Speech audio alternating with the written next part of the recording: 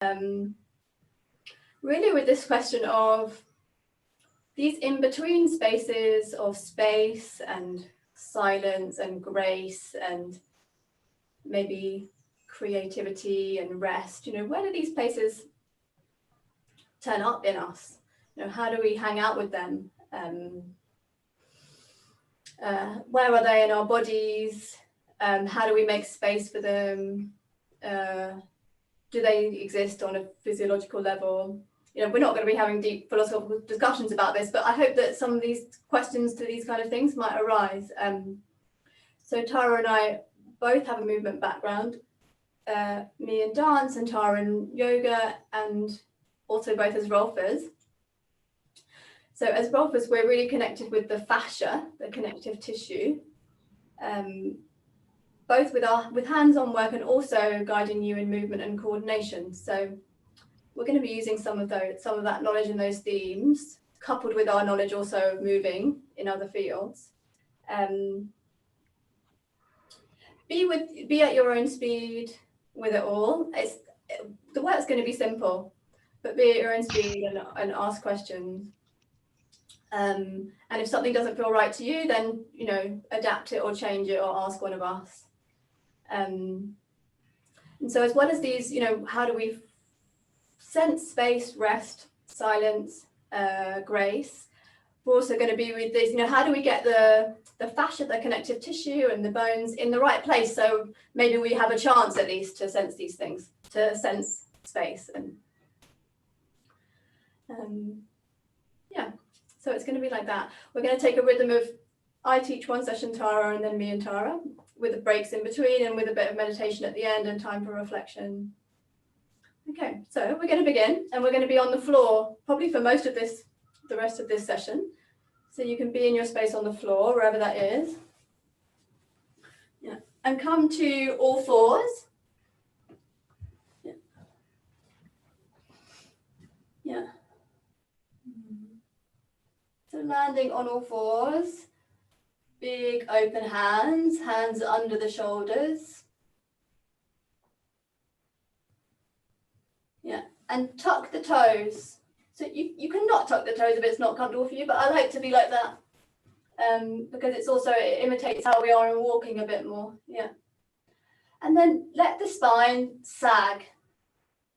So the spine sags. It's like it's a string of pearls. Yeah. You feel the sit bones widening. Yeah. You have antlers and you have a tail and they're going up. You can feel the texture of whatever your hands are on, the carpet or your blanket or your yoga mat. Yeah. The sit bones are going wide. A tiny bit, they move away from each other as much as they can in the body. Yeah. Yeah. And then the tail begins to tuck, and you can help it a little bit if you're just stroking the sacrum, and it comes under. And it's like we have a ball underneath us, and that's what's rising us. We let our antlers hang and our tail hang. And we're hanging out here.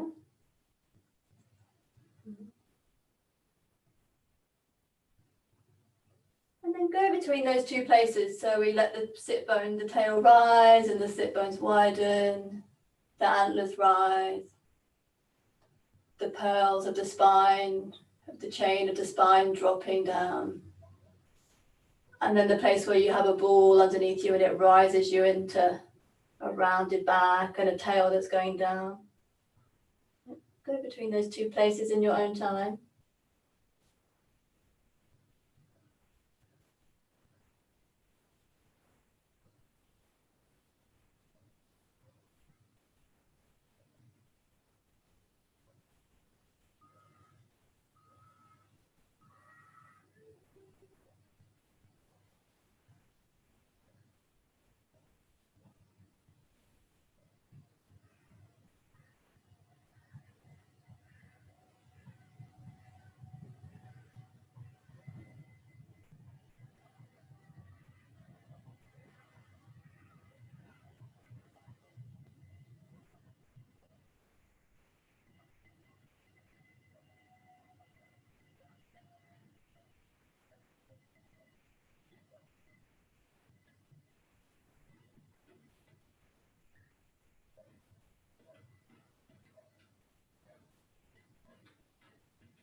Yeah, see if as you move, see if you can let the little stones in the river that are your vertebrae just be where they want to be. So it's not like they're one rod, but there's lots of different stones in the river of your spine. And as you move in and out of flexion and extension, you just let these bones of the vertebrae, the stones in the river, be wherever they want to be. See if you can be gentle enough for that to happen.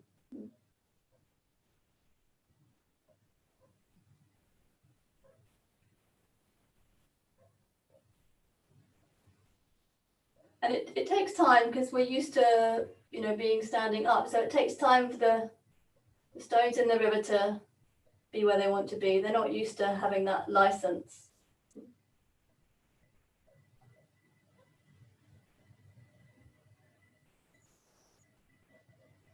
And if you've done this a million times, do it as if you've never done it before. Finding where these vertebrae are now. And yeah.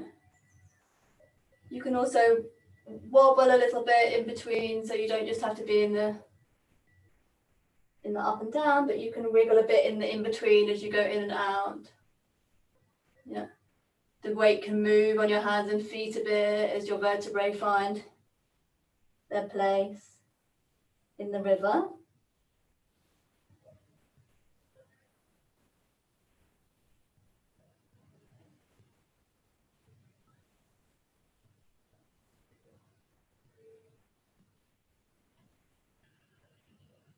Yeah. And if you haven't tried that, do. So as you go in and out of being in an archy place and a hangy place, let the weight shift on your knees and your hands a bit, into different places in your hands and your knees.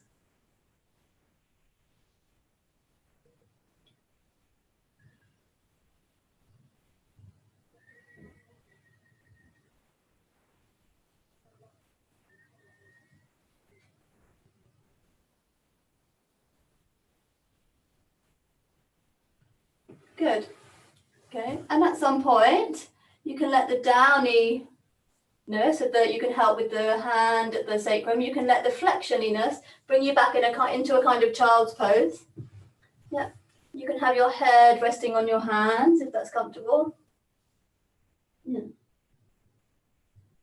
And come to rest, like settling. Settling, yeah. You can rub your back where the sacrum is. And when we touch, something changes. Yeah. Give yourself time here. It takes time if you've been on your computer this morning or been talking to someone. It takes time to settle into another place. So I can feel the top of my thigh bones, my femur. On the left, it's like it goes right to the bottom of the well, into the acetabulum, the socket of the thigh bone at the hip.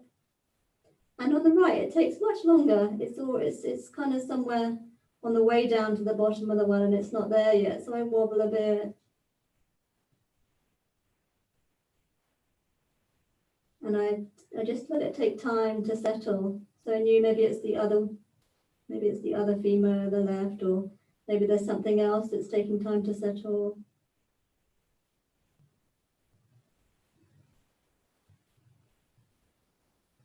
You can wobble a bit, breathe into your back.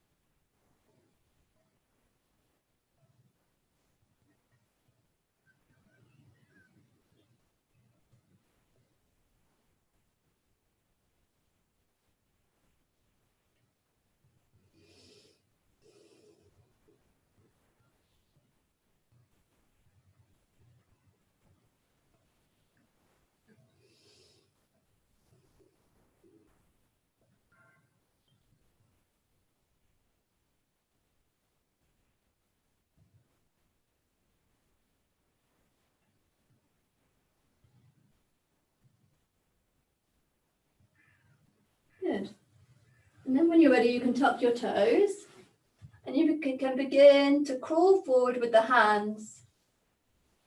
So the head begins to rise off the floor and the hands are creeping front. Yeah. And the head, the toes are tucked under. So my sit bones are quite wide. The toes are tucked under and my sit bones are quite wide. You can look if you want to, yeah. And my fingers are creeping front. Yeah. And if it's uncomfortable in your shoulders, you can go a bit wider or you can tuck one arm under. And you want the forehead either on the ground or the chin on the ground, whichever is most comfortable. Yeah.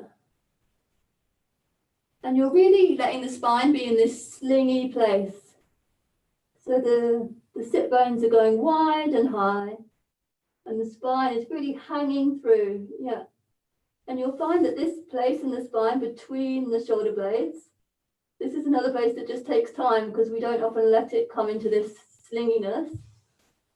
Yeah. So just take time. You can feel the carpet or the rug that you're on with your hands. Yeah. The sit bones might begin to widen a bit more. Yeah, really let this place between the shoulder blades, and maybe there's another place in the back. I have a place here in my lower back where I had a bang and there's a bit of a startle there. And it takes longer for that to come into a slingy place. So I touch it. Yeah, maybe there's a different place in the back for you or in the neck, somewhere like that. Yeah. Yeah. You can wobble, and yeah, one of my vertebrae just went a bit lower near my scapula, so it's like that. The armpits are open, which they're not normally in our lives, right? We don't normally do this when we're typing.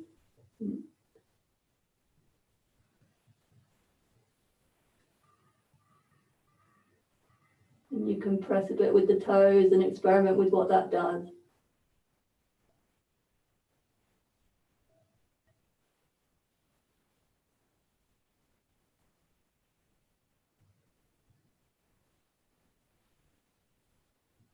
Yeah. Let the jaw hang and the mouth be a bit open. If it's more comfortable for you, you can have a blanket to put your head on because it's a bit low down for some people, so it's nice to have a blanket.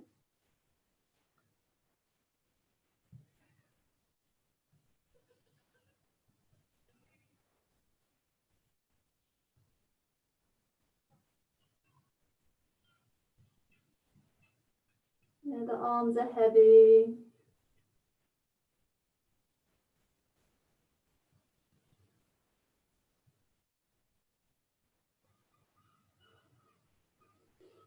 Good, and then you can crawl back to some kind of city place. Good. Yeah, change your focus, look around, maybe look out the window if you've got a window nearby.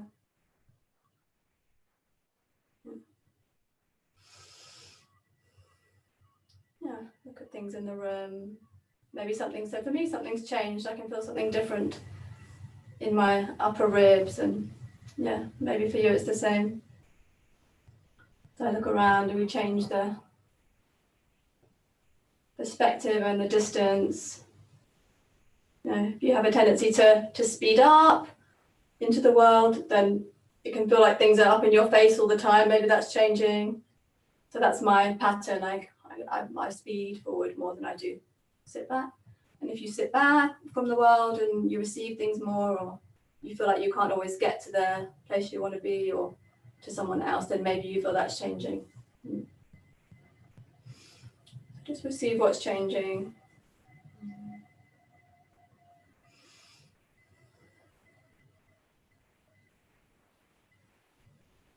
Good. So we're going to work in the forearm. We're going to stay on hands and knees. Use blankets at your knees, or it's nice sometimes under the feet if that's comfortable for you. Yeah.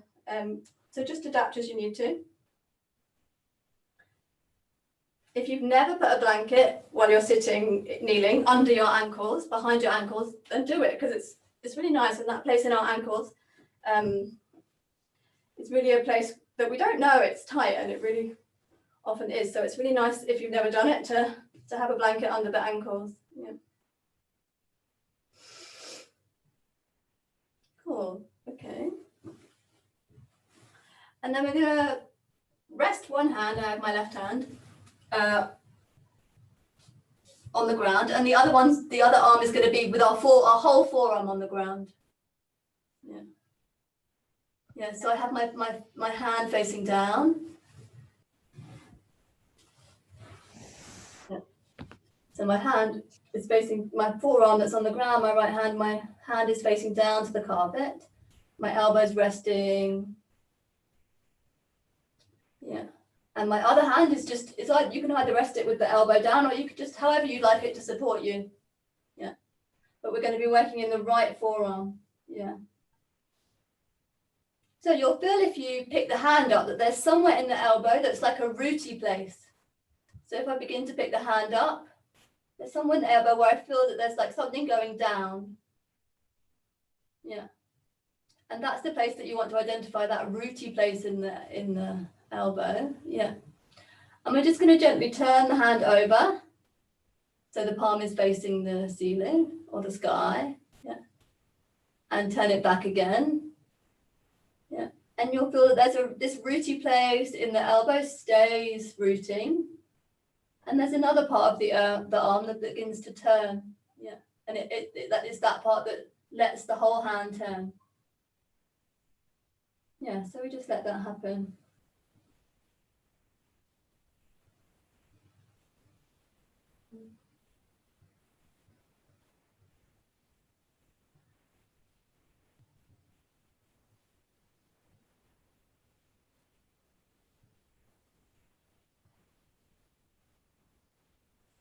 You feel the rest of your body wants to move with it a bit, so let that happen.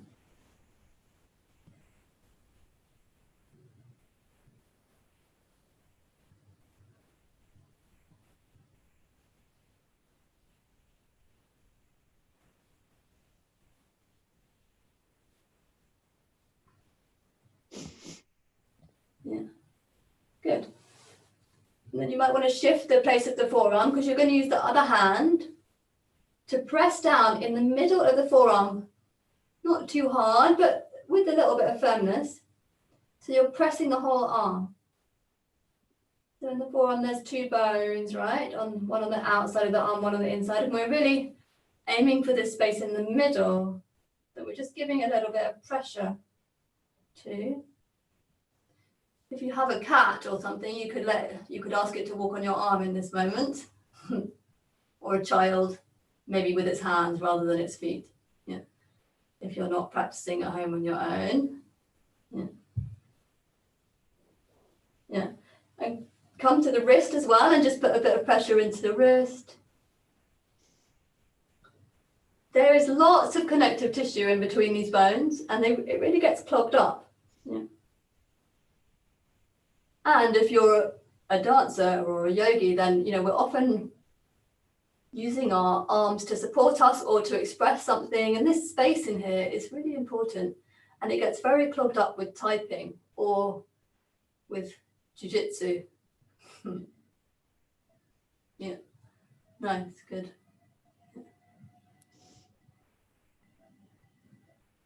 Yeah, and then place the hand so it's you might want to look at what I'm doing. So the hand is facing up to the ceiling, and it's kind of the wrong way around than you normally have it, right? So I'm placing my wrist down, and I'm putting weight through my wrist, not in the normal catty way, but over the top. So it's like I'm in a kind of cat position, but I've got the hand turned over.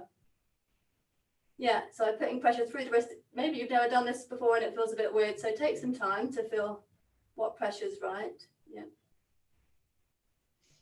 Yeah. And you can turn it around as well, so the hand's pointing towards you. Yeah. And again, there's a big webbing in the hand, the bones, and then lots of webbing of tissue between the bones, like a duck's foot. And again, this is another place that in typing and jiu-jitsu, it gets very sticky. Yeah. And then you can roll the whole hand. So I'm rolling the whole back of my hand on the floor. and there's not, I'm playing, so I'm rolling the whole back surface of my hand. So all this webbing in between my fingers and also through the fingers, it's really getting some attention. Again, these are places that they often stay closed.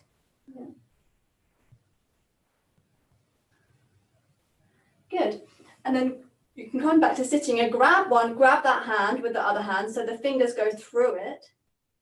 And it's like you can really grab with the other fingers on the upside of the hand. You can grab this tissue between the fingers. It'll feel a bit nervy. But you can grab, and so I'm putting quite a lot of pressure through the bottom of the base of my fingers with my other hand. I'm really grabbing this tissue on the other side of my hand. If you do lots of flamenco, this is perfect for fully expressive hands. Also, if you're Italian or you want to be Italian, this is just perfect.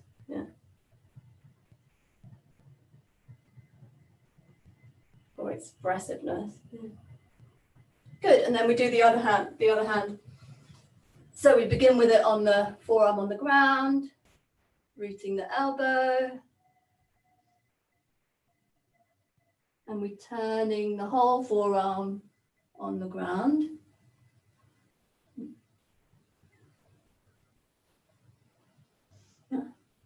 Make sure you're not clenching in the jaw in this moment or fixing in the eyes. So let your eyes roam around as you're working.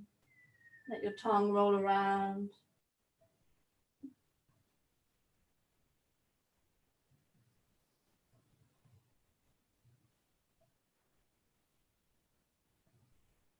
We're just rolling the forearm over itself.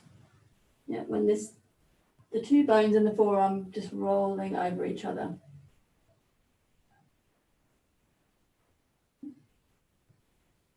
Good. And then we bring some pressure with our other hand to the whole forearm, really in this space between the bones.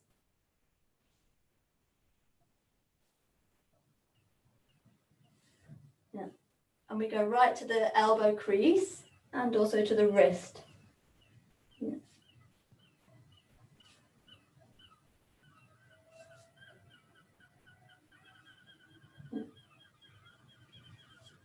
There is a lot of nerve endings and tissue in between these two forearm bones. They're receiving a lot of information. So it's good that we attend to them a bit.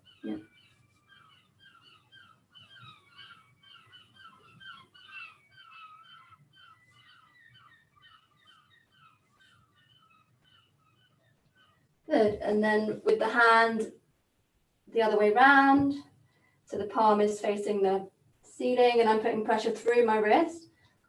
I'm just changing my weight a bit. Changing the fingers so they're pointing away from me and also pointing towards me. Letting the wrist, and where those two bones we were just working with go in to meet the hand, really playing in this space here.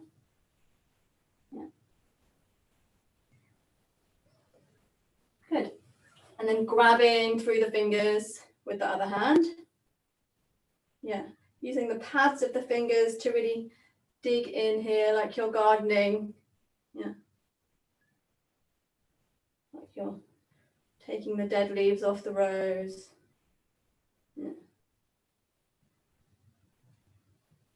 Or planting the seeds for next year.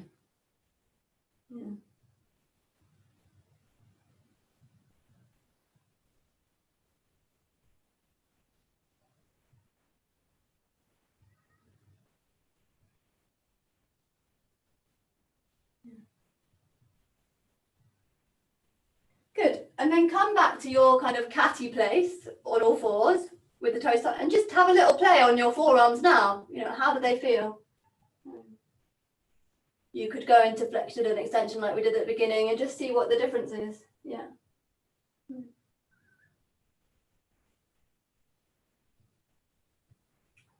Good. And then some point tuck the toes again in your all fours place. And just run your hand along the side of your ribs on whichever side. Yeah, and just feel that space. Yeah, up into the armpit as well. Yeah, this is another place that we don't think about too much. Yeah. And on the other side, so up into the armpit, the whole side of the ribs. Yeah. And actually feeling the landscape, not just doing it, being like, oh, right, there's a rib and there's a bit of tissue, or these ribs feel close together, you know, like really feeling the territory. Yeah. Oh, I didn't realize my ribs went into my armpit. That's a revelation. Yeah. Good. And then come back to all fours. And we're going to side bend. So we take the head and the tail to the same direction. And that means that the ribs on this side that are facing you, my ribs that are facing you, and maybe your ribs that are facing me, yeah, it's like they give birth to the gills that were once there. Yeah. Yeah, so the space between the ribs opens. Yeah. And then we side bend the other side. And yeah, maybe this image is nice that we give birth to the gills on the sides of us. And it's like they can breathe. Yeah. And go between those two sidey gill places, giving birth to one side and then the other side. Yeah.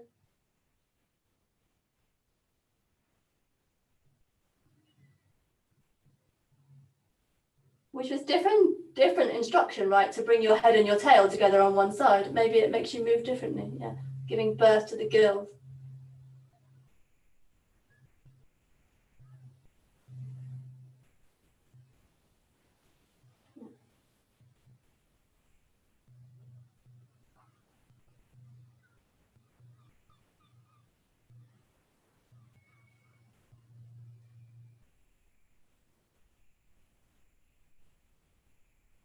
Good, and then take a little rest in child pose or drinking some water or looking out the window, wherever.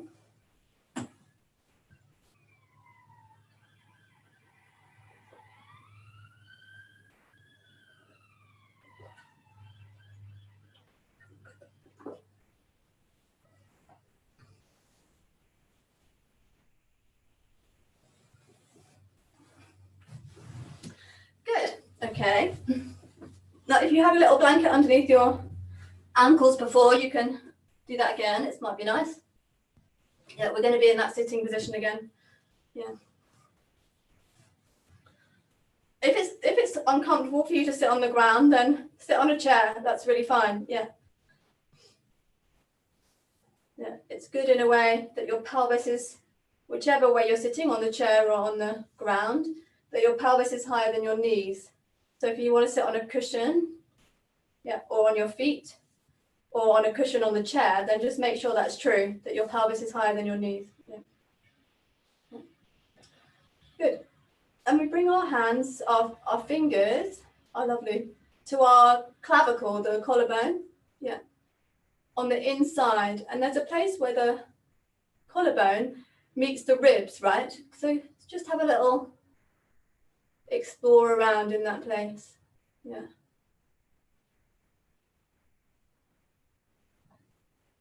This is really a joint. Yeah. Yeah, so you could feel the clavicle, the collarbone, and how it goes into here. Yeah. Now, often because we're typing or we've done loads of sit-ups and our six-packs are pulling us down, or because we don't think about it, right? We never come out of this, we never open this joint that's here. Yeah, so let's just encourage it to move a little bit.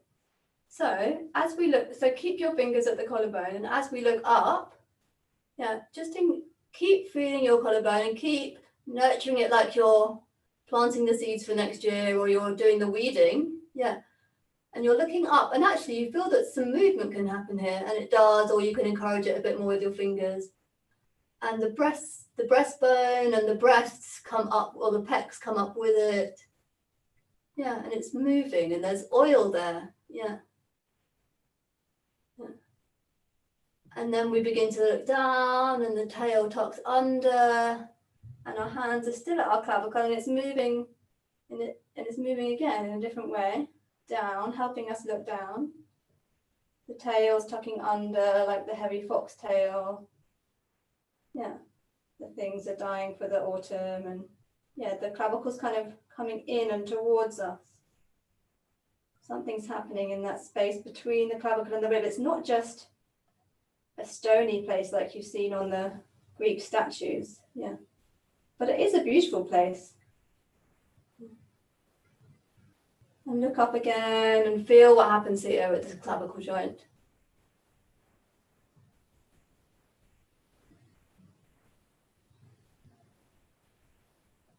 Yeah. And looking down.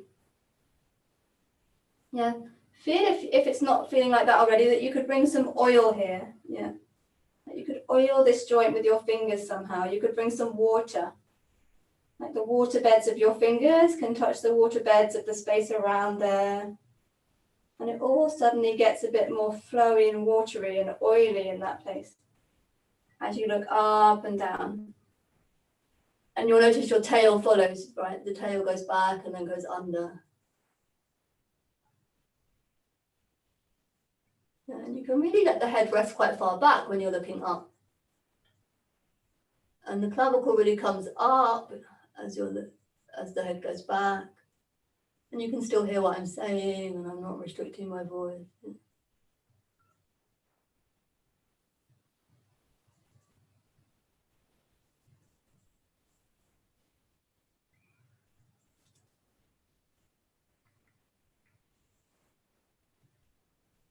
Good, yeah. And then take your hands on the front and back of your pelvis. Yeah. So a big hand on the back on the sacrum and a hand kind of around the pubic bone. You might even want to check that you have a pubic bone. Yeah. Check you know where it is. Yeah. And then with your hands encouraging, just let the pubic bone be heavy and go down. Yeah, and the pelvis comes front, right, and the tail goes back. Yeah. And the back muscles that usually we would use if we were going to do a back bend, right? Particularly if we were in the circus or sometimes doing bridge in yoga. Yeah. It's not that moves our back. It's like the back, the water garden of the back moves anyway because the pubic bone's going down. Yeah. Good. And then the tail tucks and the pubic bone comes up and the sacrum gets heavy and the tail gets heavy. Yeah. So it's like the boat of the pelvis. Yeah. And the water garden of the clavicle and the back is just following. Yeah, so this is getting heavy. Yeah. And as we go front and the pubic bone goes front, all of the contents of the belly, it really pours front. Let it do that. Yeah. So the belly pours front as the pubic bone gets heavy. Yeah. And as the tail tucks under, the water of the belly pours back. There's really a lot of content in there. A different idea of content, right? Not content, what did you make to, what did you video yourself doing today and put on social media? Yeah, watery content. Flowing, gardeny content. Yeah.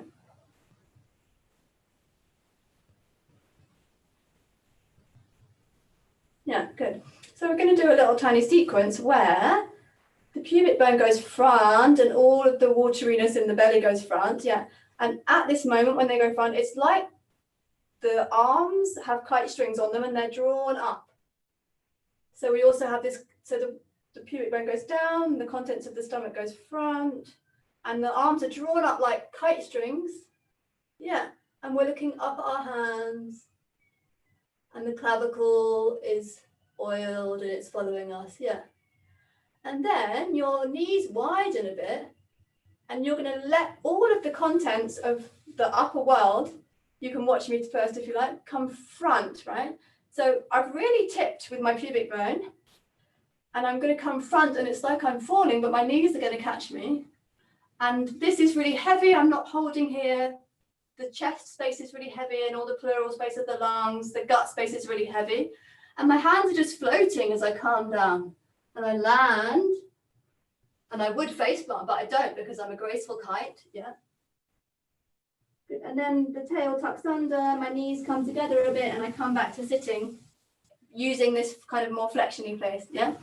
So I just watch again. My pubic bone goes down, and the contents of my belly, and I can feel my lung space all opening and my heart bed lifting. Yeah, the heart's lifting, the hands are drawn up like kites, and then they're turning, and suddenly they're floating down, and all the pleural space and everything is like falling, like on the roses, petals of the rose in the water. Yeah. And then my chin's going up. I use my hands, my tail tucks under, and I come back up. Yeah.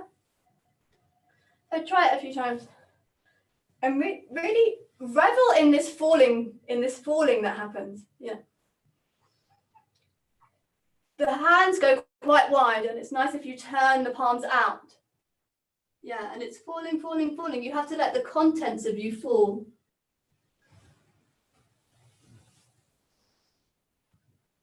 And you have to do the pelvis tippingness. Hands turn, falling. It's much messier on the inside than it looks on the outside. You could even make a noise as you were going front, like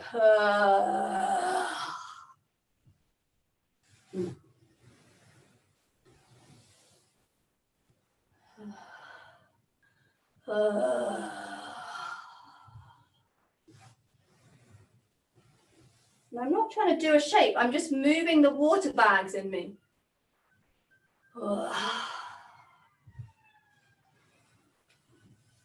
And as you get more fluid, it might be different. You to go at different speeds. At sometimes you might really float slowly, and sometimes you might whoosh down like a waterfall.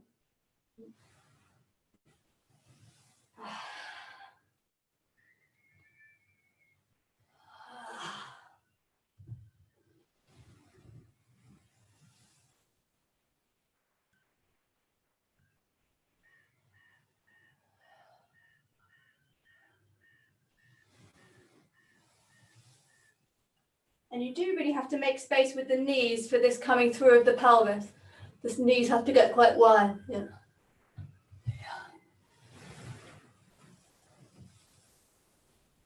Good.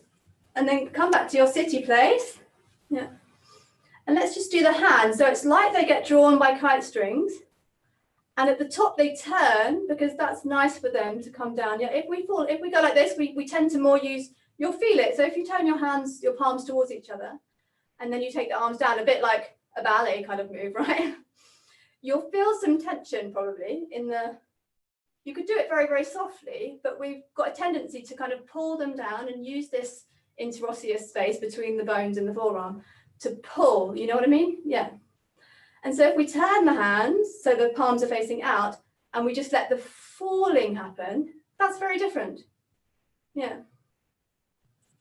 Yeah, and so let's do the arms, and also we can let the eyes and the clavicle follow. So we come down and the eyes and the clavicle are following. Yeah, the hands are pulled.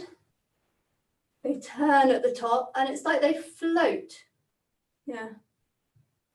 And let them go at their own speed. And if it's possible, have a place in your elbows where I'm not bending the elbows too much, and I'm not straightening my arms, but there's a kind of hangy, tulipy, you know, like those things that fill up with air and they wobble around everywhere. It's a bit more like you've got an arm like that. Yeah.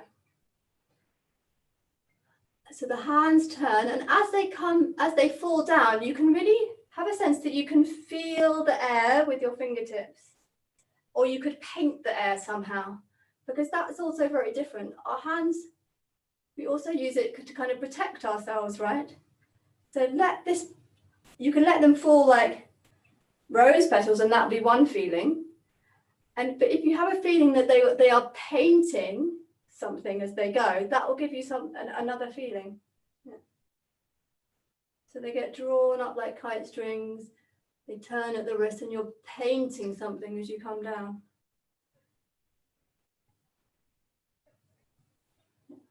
And let your clavicle follow.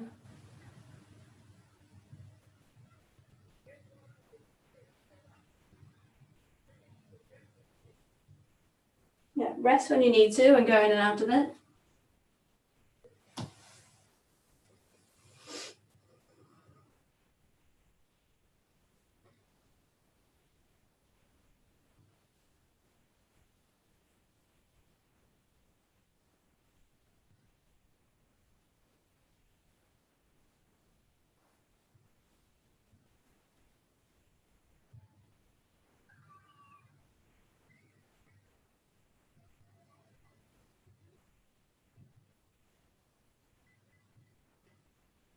Good. You should feel like between, hopefully, because we've done all that work in the forearm, that as you move the arm in the space between the two forearms, it should feel like nothing. It should feel like I'm not doing and I'm not doing and I'm not doing jiu-jitsu, or, you know, it should feel like nothing is happening. It's like there are actually bands of air in your forearm. Yeah. And nothing, because actually you're just being in flexion and extension and your arms are just getting drawn. Yeah, so maybe there's a central place that moves us, that's our heart and our river spine, and our arms just get drawn by our intentions that are deep and at the spine river and at the heart. Yeah, and you could play with moving the pelvis around and having a different, like looking in a different place, and your arms sweep, and they just actually, it's your heart and your spine river that's moving, and your arms just get swept. Yeah.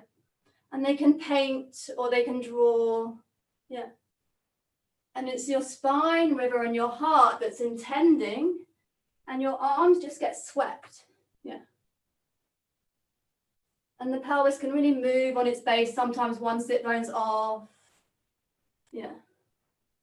Sometimes the arms go in different directions, sometimes the same. And the eyes also follow this heartbird and spine river. Yeah. Yeah. This is really what I guess I relate to as a kind of the dancer in us moving, you know, something that's led by a deep something that can then express this deep something. It's because everything else is ready just to express it. So we're going to take a few minutes. You can to play with this. So you have the images, all the images we've worked with so far. You have the air in your, and you could do something that you normally do. Yeah, but maybe it's nice also to have the arms in space for a little while. And I'm going to turn my sound off so you don't hear me moving. And if you want to put on your favorite piece of something from your phone, favorite piece of music, or if you want to invite yourself to hear the birds outside, and as you move, and you can turn your camera off, just as you move, just relate to either some music you put on or some sounds that you hear in the space as you move. Yeah, and just take a few moments to explore. Yeah, okay.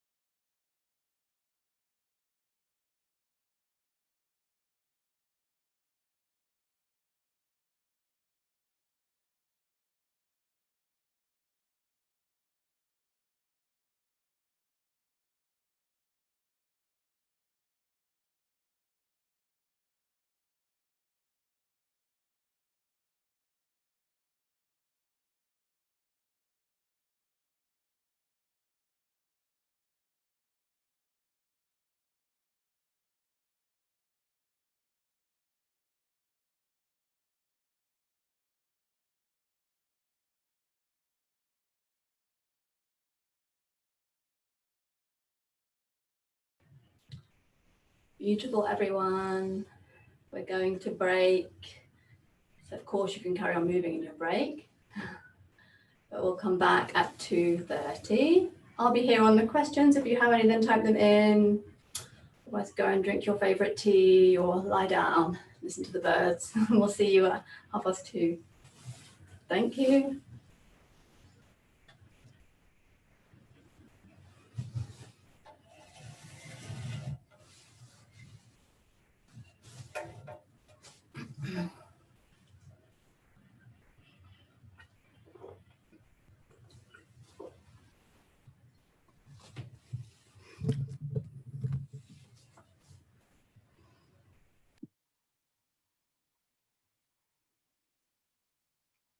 So have we got everybody back? I think we had Helen and then we've lost Helen again. And Hayley, I have you pinned. So I have to.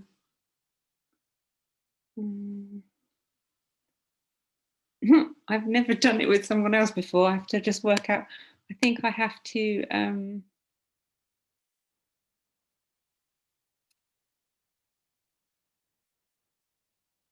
Replace pin. Ah, do you get me then? So does everybody see me now? Instead of Hayley, yes? Hooray. Yes, it looks like everyone can see you. Thank Wonderful. you. Okay. So if you missed it in the break, we were just saying that there's no Q&A in this meeting. So if you have a question, just unmute yourself and just ask us. And it'll be like that.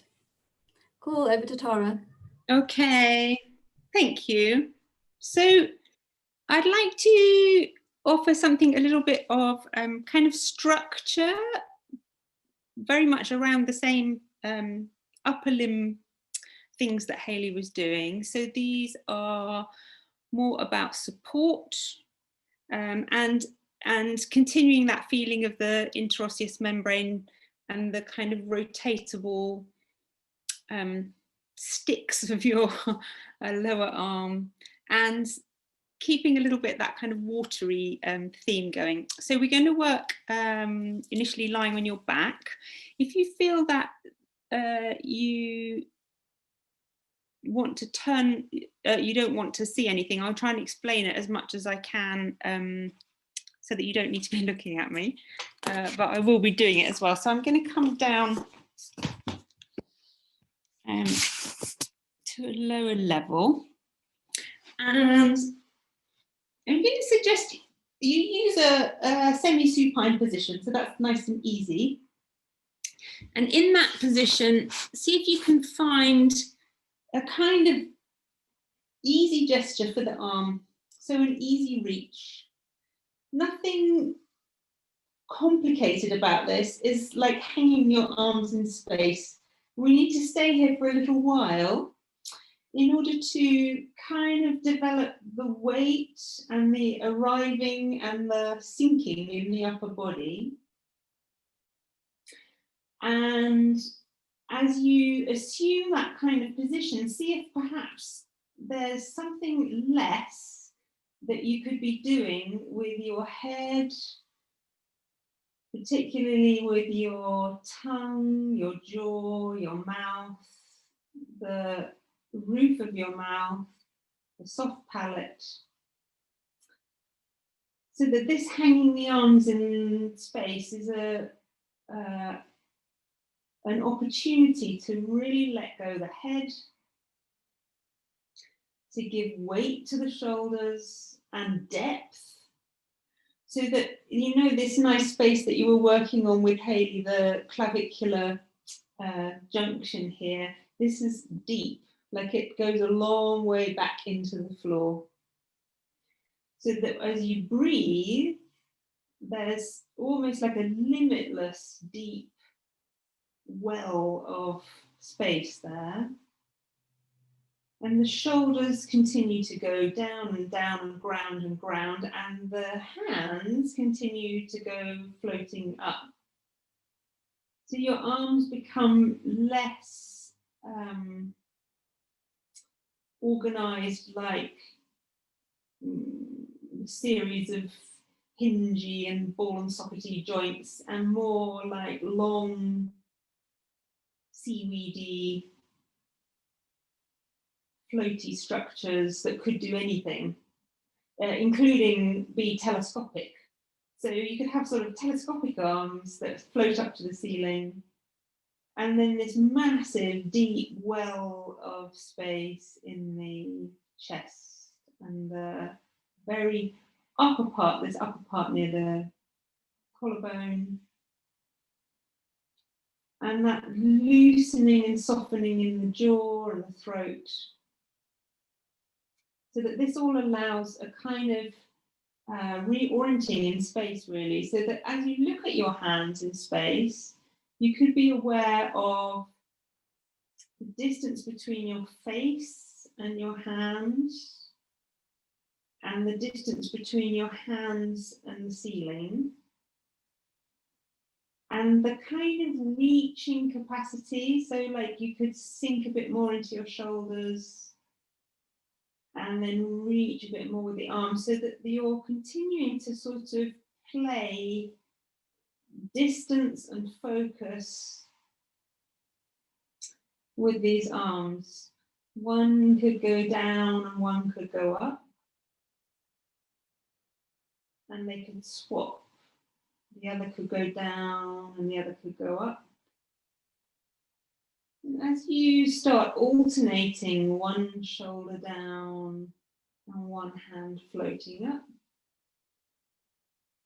you can make these movements quite kind of elasticy, but also very, very, very easy, you know, so they've got a nice, easeful quality to them, and they kind of encourage a little bit of shift in the head and the neck. So you could just let your head incline the way it likes to go, and it might be a surprise to find that when the left arm goes up, the left ear likes to slide towards the left shoulder. When the right arm goes up, the right ear inclines towards the right shoulder. So there's this sort of same swinging quality that you had in the lateral movements that you're doing in all fours with Hayley, but no, it's the other way up, really. That's all. You just change the orientation in gravity. But gravity is everything. So the weightedness of the shoulder and the floatiness of the hand alternating start to produce a really beautiful, complex, profound shift through that entire structure of the shoulder girdle and the upper body. Take another 1 or 2 moments to reach and release. And then let your hands rest. So they could go overhead, resting above you, or they could go down onto your belly, or they could go onto the floor by your side. And in the moment of resting, whichever arrangement you've chosen for your arms, can you feel a kind of slight reorganization in the upper body, or perhaps that the eye feels a little different, or the arrangement in the mouth and the jaw and the back of the head might feel a little different. So we can make a similar kind of an exercise, but this time rolling on your side.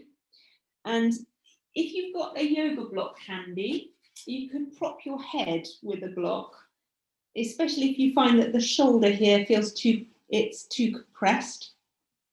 If it feels okay and you don't mind the compression of your shoulder, you could put your head flat on the floor. So this is a really peculiar gesture, this bringing the head to the floor. It looks a bit kind of collapsed, and I often have a little difficulty encouraging people to use it, but it really does something fantastic to the organization of the thoracic spine and the neck. So if you can feel that that's a comfortable thing, let it happen. If it's not comfortable, add the block. This is also good. So the free arm goes up to the ceiling. My legs are just relaxed, bent. There's nothing special going on there. Just relaxed legs. And the free arm floating to the ceiling. And these little scrolling, curling movements you could make with the arm, again, they're a bit watery or evoking water or having a feeling of liquid and unstructured, comfortable range of movement. But in the meantime, all of the weight of that arm is sitting into the shoulder socket. And this shoulder socket is really able to start to oil itself very nicely and to move perhaps in ways that we don't regularly invite. So there's a moment here where you could be more spacious in the joint itself, or just feeling like more rested in the head or in the neck or in the gills that Hayey was encouraging you to feel earlier. So the side of the body has space and it's vented, and the shoulder is sinking. So this is a very gentle way to start to investigate that space. And then if you wanted to just take that raised arm overhead and let it fall down on the floor above you, the knuckle side of the hand could be down and the elbow can be slightly elevated. So for a moment here, there's a feeling of this arm, like a feeling of the arm connected into the ribs, maybe connected all the way down to the waist. The feeling of breathing can be done all the way up to the elbow or beyond. And that maybe there's also this slight quality of elongation or direction given with the elbow, like that's a place you could go to. But it's very easy. There's nothing there to sort of work hard for. So it's rested and calm. And again, you could check how is the tongue and the jaw and the mouth while you're there.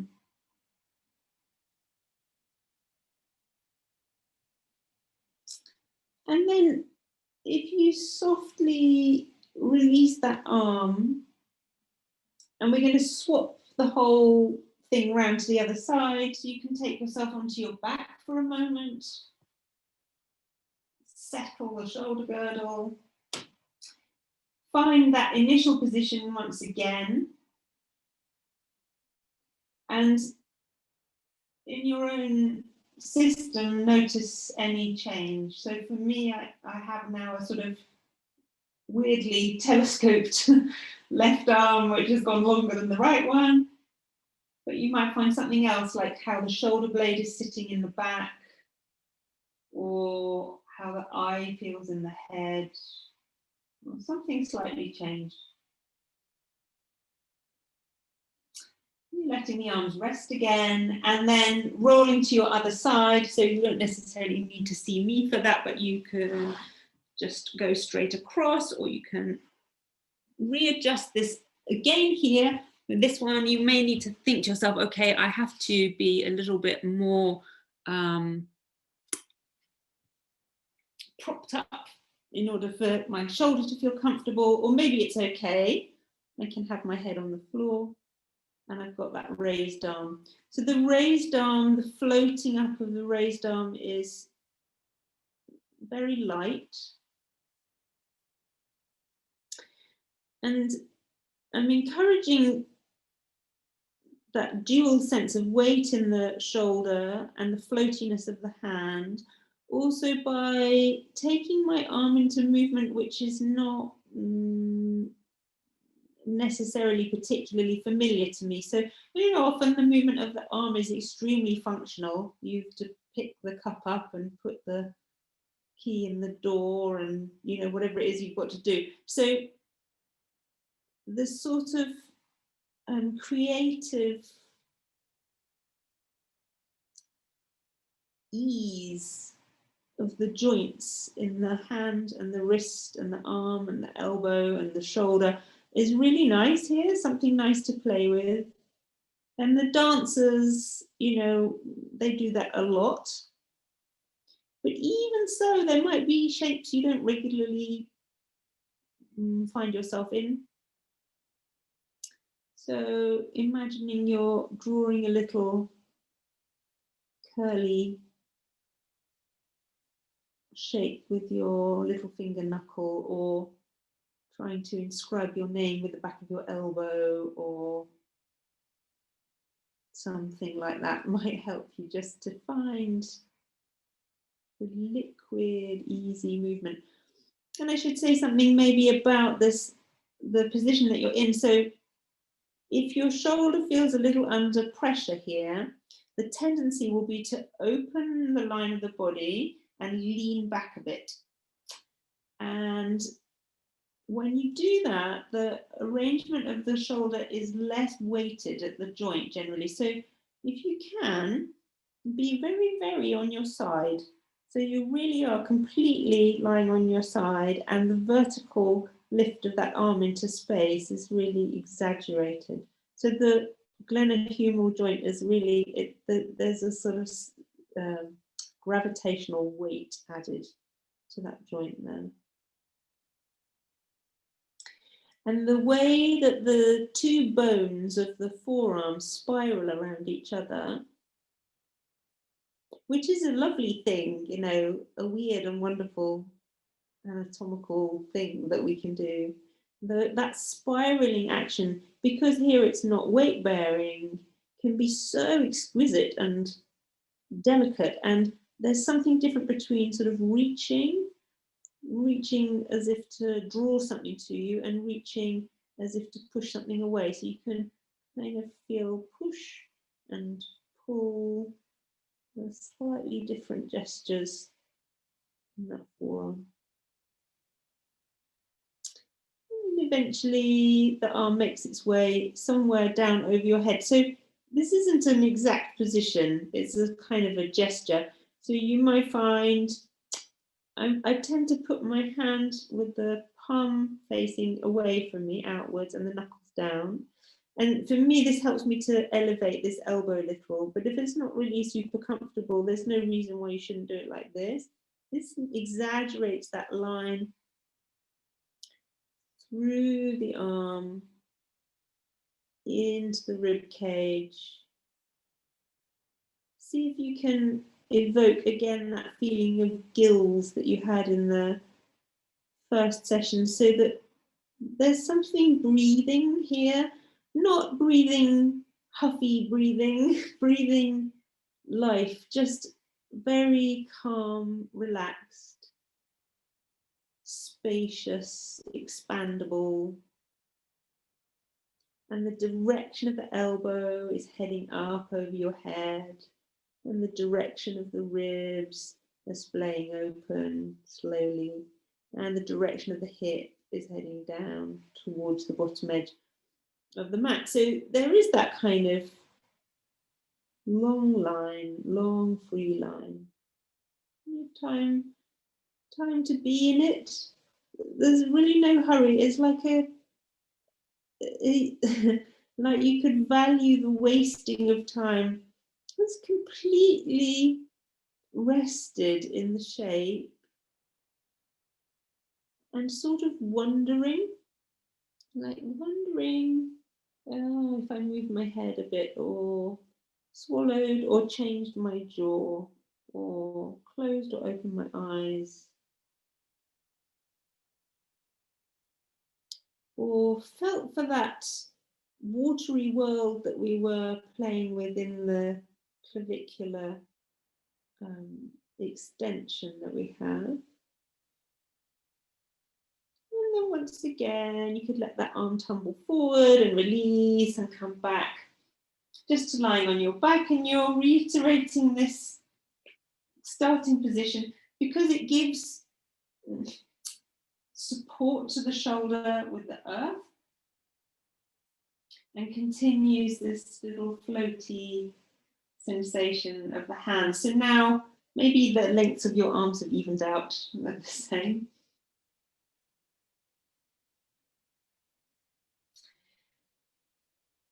while you're here, just for a moment, allow yourself to look at your hands. So in seeing them, there's a familiarity. The same hands that you've had all your life, there they are. But maybe also we don't look at them in space like that so often, so I'm not doing anything. Take a moment to observe.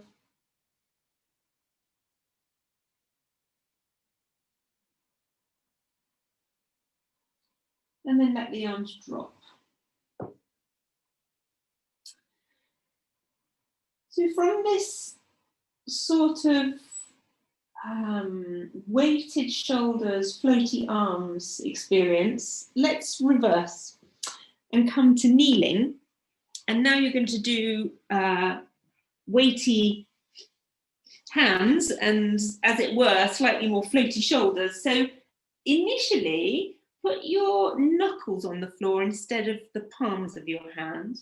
So when you come onto your knuckles, you could slightly internally rotate your arms. So I've got a position a bit like that. And that's really quite gorilla-esque. And in fact, what I'd invite you to do is really channel gorilla. So you can kind of fall down. So you feel you can fall down between your shoulder blades and making some small movements, swinging from side to side. You could re-evoke that nice gill space in the ribs and that slight backbendy quality that we had in the upper body. So when you were here with Hayley, with the arms overhead in the kneeling position, maybe there's something here also speaking. The throat itself is very soft. Yeah, that looks good. In fact, that looks fantastic. Yeah. So can you feel that when you really let go of the ribs here, there's a kind of pendular quality to the internal structures inside the rib cage. So it's like the heart feels a bit pendular. You could really imagine it like a pendant hanging on the end of a necklace. A hanging heart. A little bit of movement from side to side, but quite gentle. And a tiny bit of bend in your elbows may also help you to just negotiate a little in the shoulders so that this movement becomes slightly more complex, not just moving from side to side, but also being able to advance and retreat the shoulders so it has a little asymmetry, and perhaps the head can follow that slightly too. So then if you were to come from there to lying flat on your front, I'm just going to twizzle round. So in resting on the belly, you have an opportunity to put these low ribs right down on the floor and widen the elbows. So there is a posture, a yoga posture called a sphinx. And this isn't it. So the sphinx is normally done like this. It's rather kind of organized around the upper back and shoulders. I'm going to invite you to do a sort of very slack version of it. So your elbows are quite wide, wider than the shoulders. The hands come comfortably together in front of you.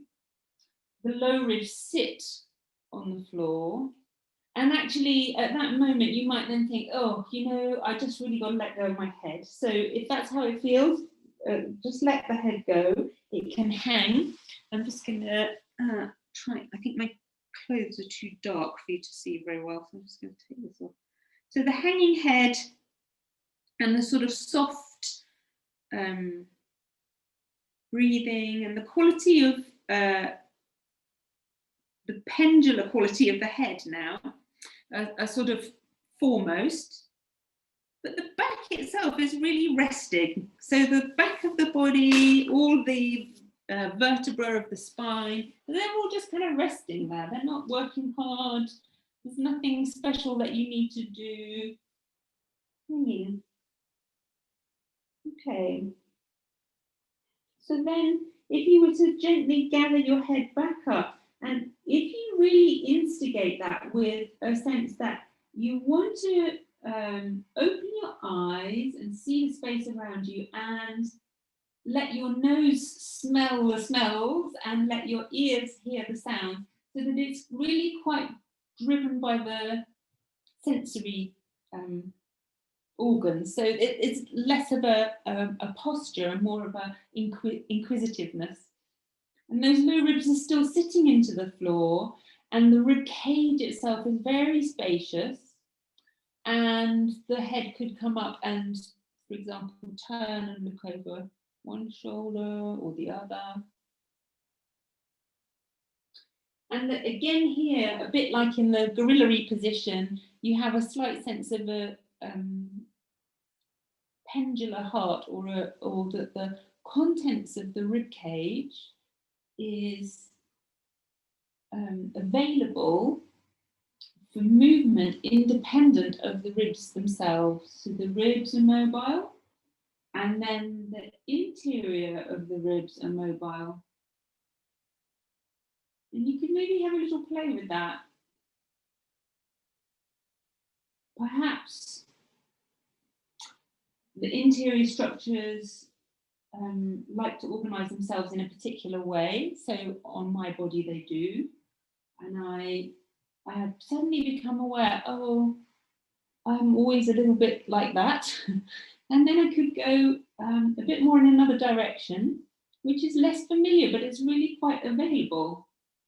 So there's like a habit pattern there, perhaps, for me. And you might find something different. So thinking about the ribs as a rib cage, and then the contents of the rib cage as a sort of separate mobile identity. So things that can move around. Okay.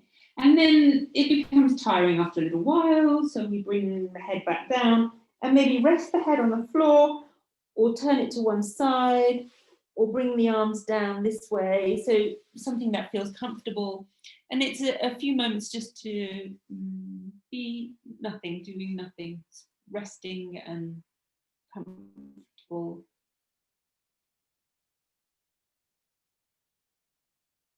If it feels like it would be good, you could take yourself into a little child pose in order to reverse the pattern that you've had. So now the head is tucked in, the thoracic spine is a bit rounded, and it's as if you gathered all the internal contents of the ribs in a bit and sort of comfortably stacked them up, so that this is a counter pose, really.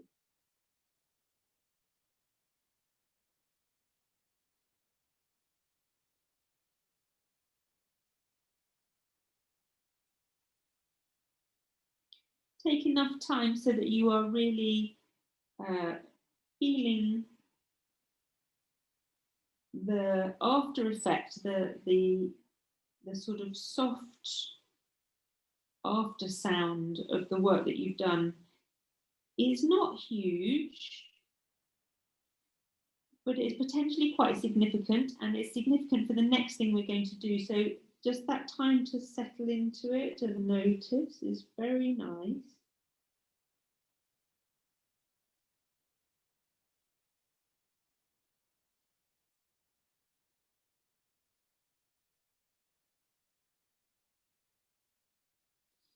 So we'll make our way back onto lying flat on the front again, but this time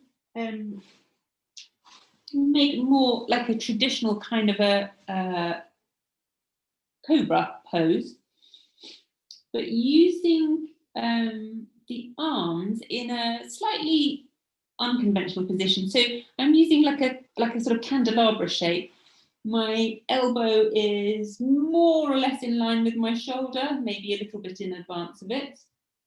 And my hands are out to the side. I remember, actually, I think it was Rona called it a cactus position. I've been meaning to call it a cactus position for years. I forgot. Cactus, candelabra, whatever, you know, like that kind of thing. So in that shape, allow the head to come back to rest on the floor again, so you can rest your forehead. Place your hands on the floor and feel the floor through the hands. So really have this beautiful, tactile, delicate, but firm contact with your hands into the floor. So you can feel each individual finger and the thumb, and you can feel the whole of the hand and the parts that are touching and not touching the floor. So this is a very nicely placed gesture. It has interest in it already. Then when you breathe in, begin by pushing just your little finger into the floor. So the little finger edge of your hand is active and the rest of the fingers are quite soft. And in fact, on me, they will kind of draw a little bit off the floor. So I'll end up having my hand slightly sort of cupped away from the floor as I push into the little finger edge. And I'm going to bring my head very, very tiny cobra pose. So just bringing the head up a very short distance. But I have this really acute feeling of the lateral part of my back. So the latissimus dorsi, but also this sort of, it's like I'm being drawn up by the lateral part of my back. So the sides is provoking the sides. And in my head position and my organization of my senses, I also feel a kind of, I'm drawn to the outside edge, so to my ears being on the side of my head, to the eyes looking out to the side, so I feel a bit side to sidey generally. And you might find something similar, or there might be something interesting there, just to be there for a moment, and then you're resting the whole thing back down, forehead back to the floor, reclining. So take a moment to completely rest in between. And then we go again, but this time the emphasis is on your ring finger. So that might also include a little bit the little finger, but the ring finger is slightly different. It's not the absolute lateral edge, slightly different thing. You're coming up slowly and pushing into that ring finger and just feeling, what does that do? So it may be that this feels extremely similar to the previous one, or just fractionally more medial, so it's coming more to the midline. On me, I feel it goes right into the middle of my elbows, so I have this strong feeling like, oh, the middle of my elbow, that's a place that I was landing in. And I'm really wondering, I didn't do it with you, but I was wondering how that is in relation to the lovely thing you did at the beginning there with this kind of arriving into the grounding of the elbow. So maybe does that evoke something similar? And again, check out how are the eyes and the ears and the nose all taking this. Does it feel a little bit more focused in front, or are you still feeling super lateral? And then let it rest and relax. So you want a complete relax, you let your head drop to the side, or maybe you put your arms under your head, or maybe you put your head in your hands, or maybe you take a child pose again, so that it's not a strain to keep repeating these gestures. And the next one we'll do will be the middle finger. So when you bring the middle finger into contact with the floor, try to anchor down not just the tip of the middle finger, but also the kind of base of it, the knuckly bit, and notice how that affects this little cobra now. So does that feel more or less central? So is it going out to the sides or a little bit more in the center? If you are feeling it more central, you also can change the exact position of your arms. You could narrow them a bit, bring them forward a bit, back a bit, widen them a bit. So what you're looking for here is the sort of optimization of this particular arrangement. Like, how does this feel its strongest in you? So again, you're checking the eyes and the ears and how it is in the upper body, and then letting the head sink slowly and softly. So the resting time, the letting go, the reminding yourself to keep the collarbone and the front of the throat very soft and relaxed.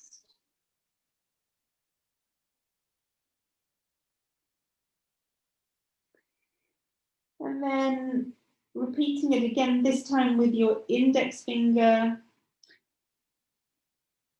And I think perhaps you could include in that your thumb, so the index finger and the thumb, like a kind of a unit, bringing the weight really, really medial. So how does it feel to come up this way? And where did the eyes like to go, and the ears, and what experience do you have here? So this is different again. And again, you could narrow it, see what that does. You could play the arrangements, swinging, letting things find their way. As you move the head, what changes for you? And then once again, letting yourself come all the way back down, resting the head. And perhaps from there, coming back to something like a child pose or one of these nice flexiony, relaxy positions. You could have your hands palm facing up and bring your head into the palms of your hands. This is what my kids call the face plant posture.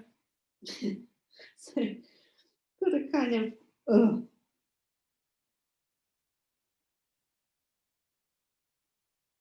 just noticing the residual vibration. So how is the back of the body? How are the shoulders? How is the neck?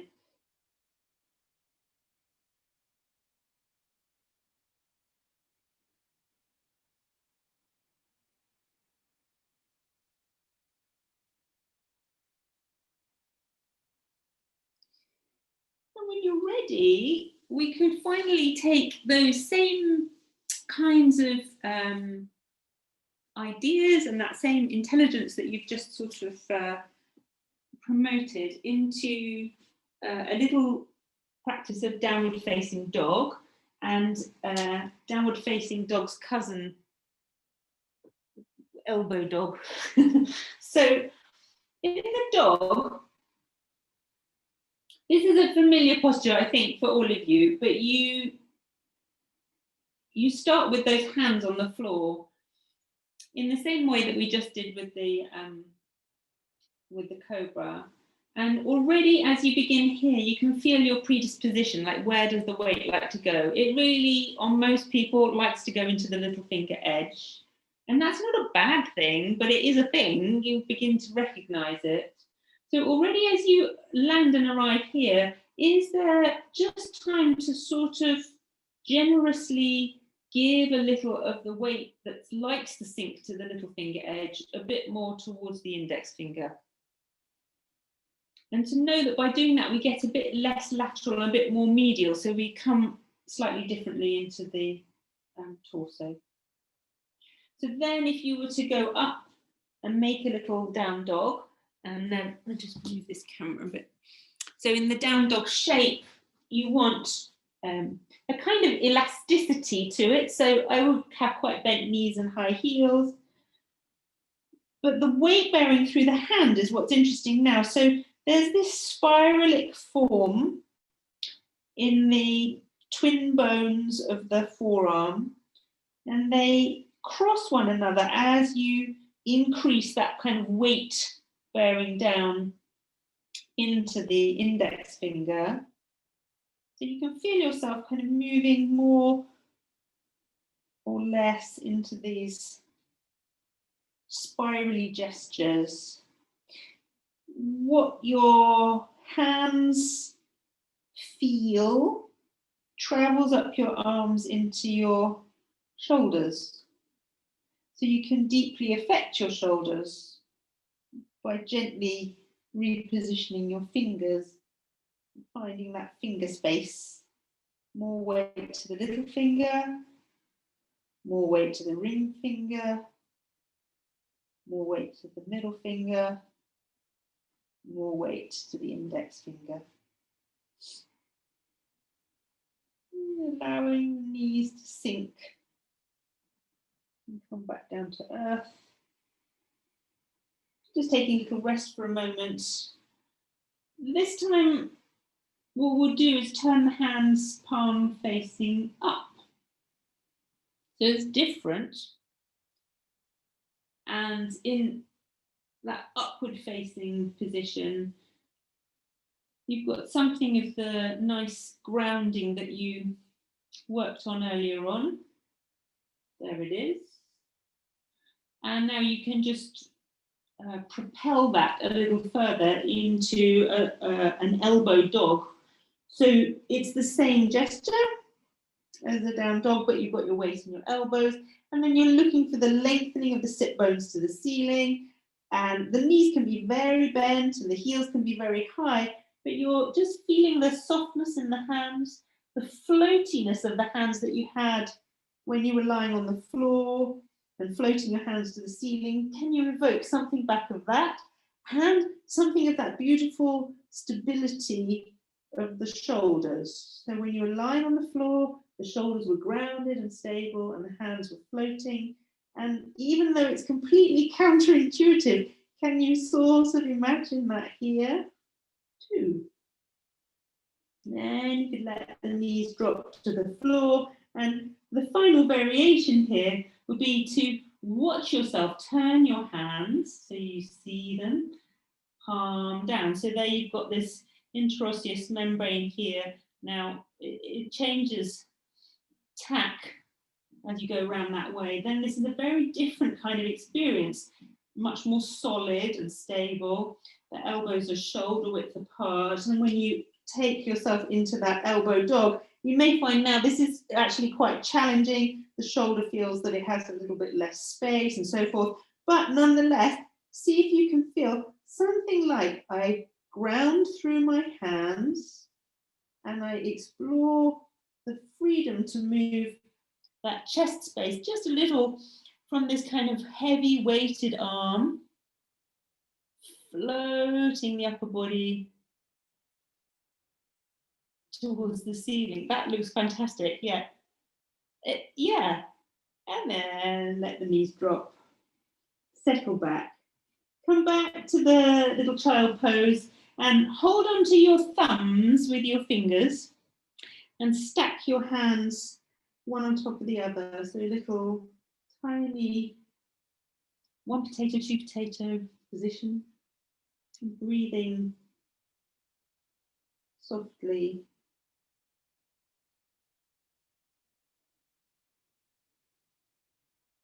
Into the back of the body.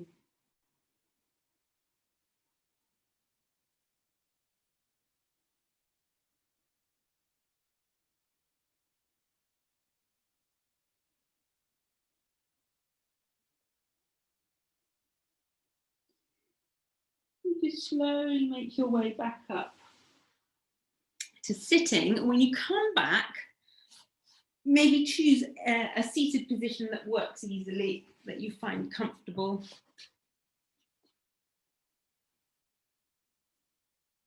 Just take a moment to be weighted in the upper body, so you let the shoulder girdle sink and settle, the heavy elbows, soft hands. And see if you can once again have some notion that there's a connection between being relaxed and spacious in the very top part of the chest, the throat, and the roof of the mouth, so that the thought of extending your arm doesn't create a tension here, but a space.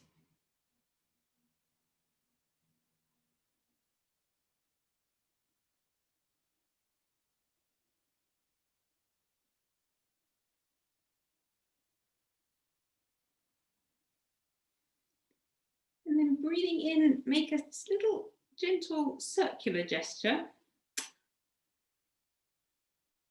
Touch the hands together.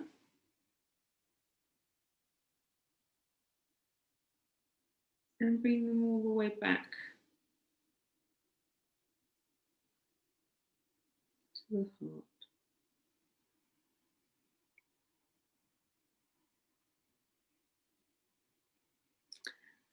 So that's the end of that little section. I think Hayley's going to go off duty and I'm going to be here if you have any questions. We'll take a little break again. Can you unmute yourselves? Yes.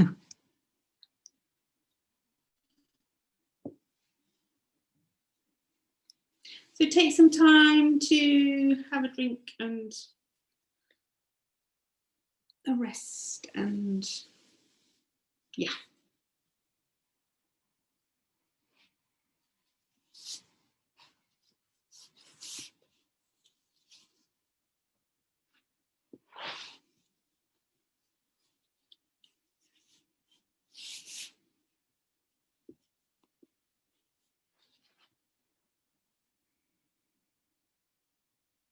We are in the deep middle. Welcome. Would you take your shoes off? If not your shoes, hopefully you haven't got shoes on. Your socks off if you haven't already.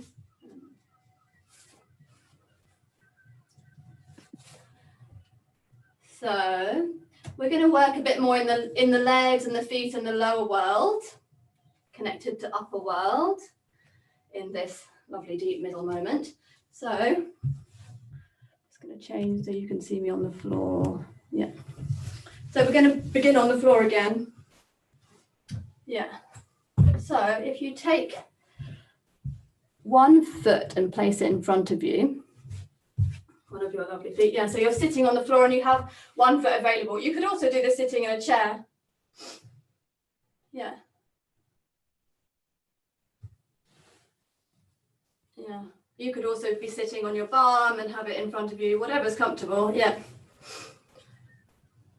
So the sun's come out here in London in the deep middle of the retreat. Maybe it has where you are too. I can see some beams elsewhere. Maybe it's coming from you. Beaming in the middle of retreat. Okay. So take your hands and just work a bit at the front of the shin. So you're bending your ankle and coming back, and you can use your fingertips or your or the palm of your hand just to work a bit at the front of this shin. Yeah, so get in there in the tissue. It's another place, like in the wrist and in the middle of the forearm, that really gets, we don't notice, but it really gets kind of stiff and sometimes even frozen. Yeah. So we're working with the finger. It's like you're not taking the cement out of the cracks of the pavement. You're more like in the water garden. Yeah. So the water in you, in your fingers, and the water in your shin. And you bend it, you bring the knee forward and you're bending at the ankle. It's not really specific that bit, but just so there's movement there. Yeah. Yeah. And get into that crease with your fingertips, with your watery garden fingertips. Get into the crease of the ankle as you bend it. Yeah. There's lots going on in there. There's loads of receptors in the ankle that are really telling us a lot about our balance and about where we are in the world and if we're okay and if it's safe. You know, the saying that, you know, or maybe this feeling when you walk into a room, you have a feeling, you know, is everything all right? And maybe, you know, someone's just said something and you think they're talking about you, or, you know, you hear this silence in the room that somehow means something, and we really feel that with our feet, all the proprioceptors, and, you know, I understand the ground I'm standing on, or I know the ground I'm on, you know, these kind of sayings, they come from this kind of place. Yeah. So really working at the front, good. The front of the shin, crease of the ankle. Yeah. Good, and then we're going to sit on that foot. So you put it underneath you. Yeah, and you put your sit bone or that bum cheek of that same foot on that foot, and the other leg can be in front of you somehow. You're going to need to use your arms to kind of balance yourself, and yeah. So you're sitting on that foot. Maybe you've never sat on the foot before and it feels totally weird. Yeah, so it's digging into your bum. Yeah, and just move around on it, because this is a really nice way to wake it up. Yeah. This other leg could also be standing or wherever is comfortable. You could also do this with a tennis ball or something, but it's for the sit bone, but then you don't get the effect on the foot, which is really what we're looking for. Yeah. Yeah, and you can move the hands around to a place that helps you.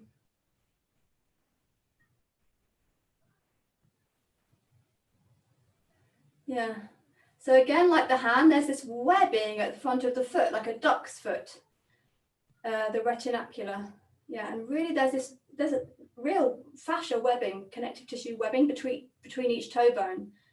And because we wear shoes so much and we're on concrete, it can really get stuck, you know. So move around so you can get to all of those spaces between the toe bones, and that, if you can imagine that duck foot webbing going on. Yeah. And also the front of the ankle, you could roll around there too, so you can put the weight through the front of the ankle. Yeah.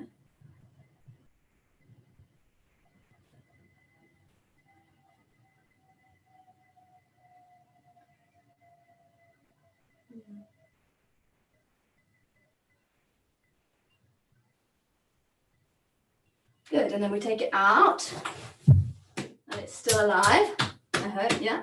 Good, and we do the other one. So first we work at the shin and the ankle with our water garden fingers.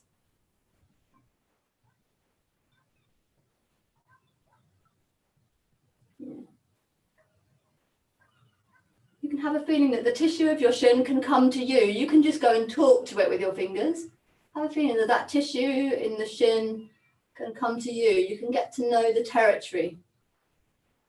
So it's not so much that we're going to do, you know, excavate something and find something out like the architects of the leg. No, not the architects, the archaeologists, right?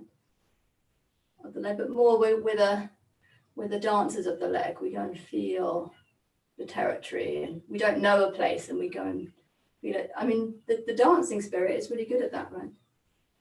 We don't know, but we just go and move in that space anyway. And then we find out something, you know, when we go and move in a territory. And we replace, I think, therefore I am, the original, well, one of the original philosophical beliefs, with I move, therefore I know, right? I move, therefore I know. Yeah, get into the crease of the ankle as well.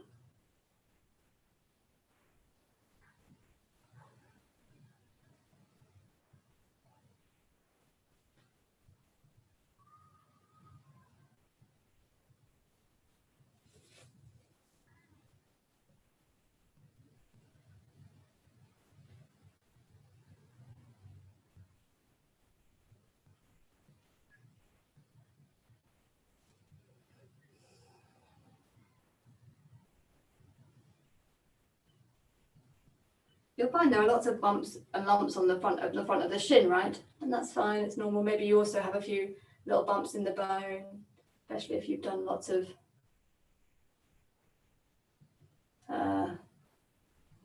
hurdle jumping or something.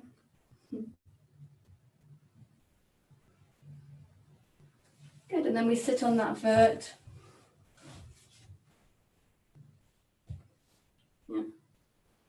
We move around on the lower leg and the foot in the duck foot webbing. Our feet are really built for sensing, you know? We don't think about that so much. But if we do, they become like instruments, you know? They become instruments of sensation, not just things that we stand on or that we use to jump or to walk or to get somewhere, but they become instruments of sensation. Very useful if you want to do painting with them. You could hold a paintbrush. You want to do some kind of elaborate foot show. You only use your foot and you do an amazing video that you put on YouTube.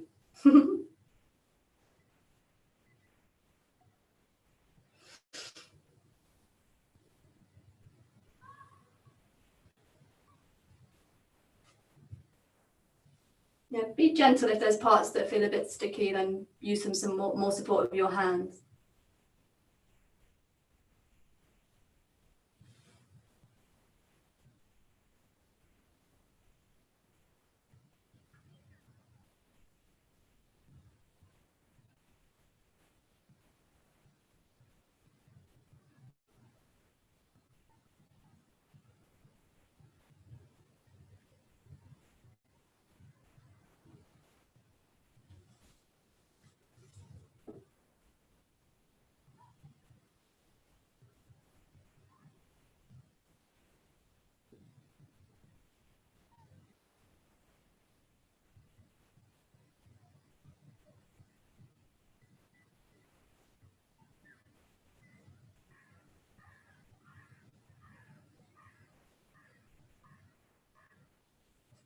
Good. And then we take that one out.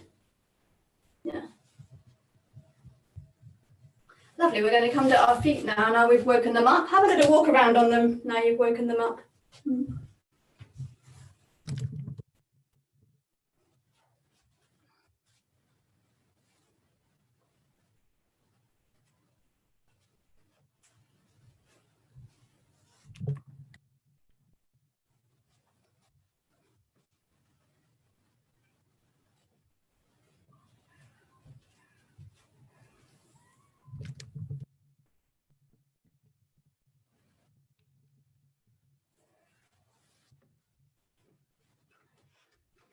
Good. I'm going to stand up here because then you can see me a bit better, right? If you want to see me, but come and stand.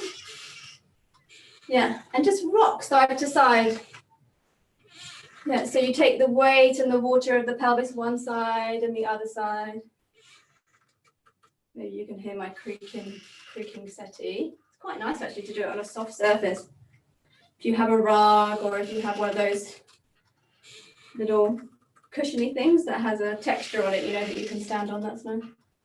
Or just on the floor, also nice, because our feet do this kind of much more moving around than we think. So we could just go side to side and we go to, and the feet are quite flat, right? And we go to one, we go to the other, and then the feet are quite flat, yeah.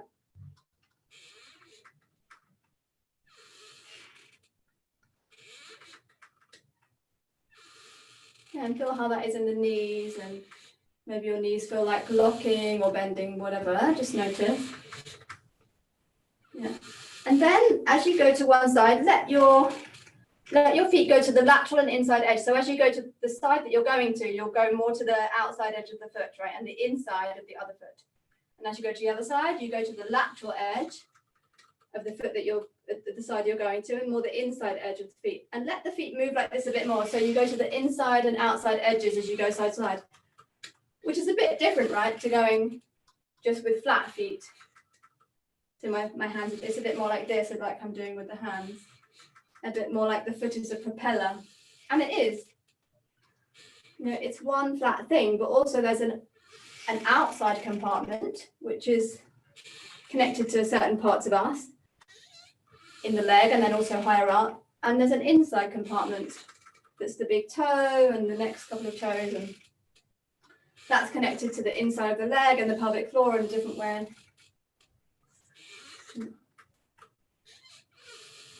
Good.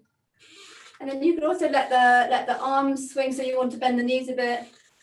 And you let this propeller reaction happen as the arms go. Yeah, the feet are propellering, the arms are going, the eyes are going with the movement. So the head is moving.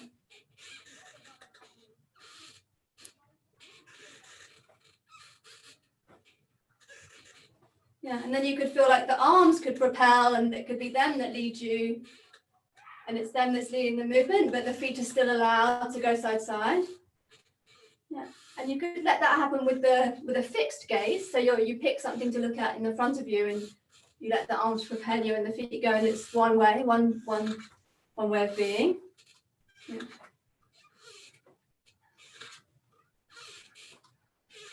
And then if you let the head go with you, that's a bit different. It's a different way of being, right? You're more cast down.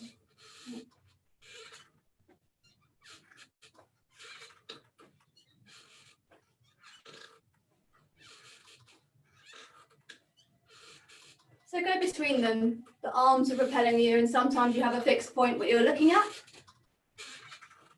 And sometimes you let the head go with you.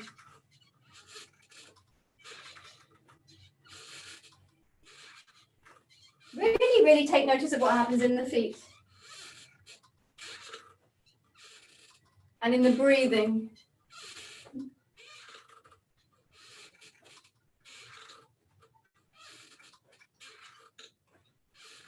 One is not better, by the way. Just at one point we have a fixed horizon, and where the head is coming out the jungle of the body, and with the other, the head is with the jungle of the body.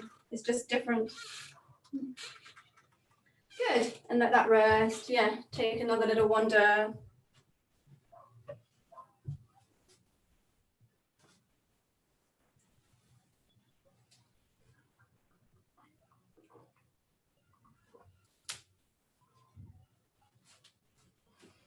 Good, okay, this is the part where you'll want to be near a wall.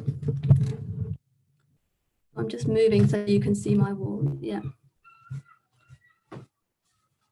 So hopefully you can see me and you can be at your wall at the same time.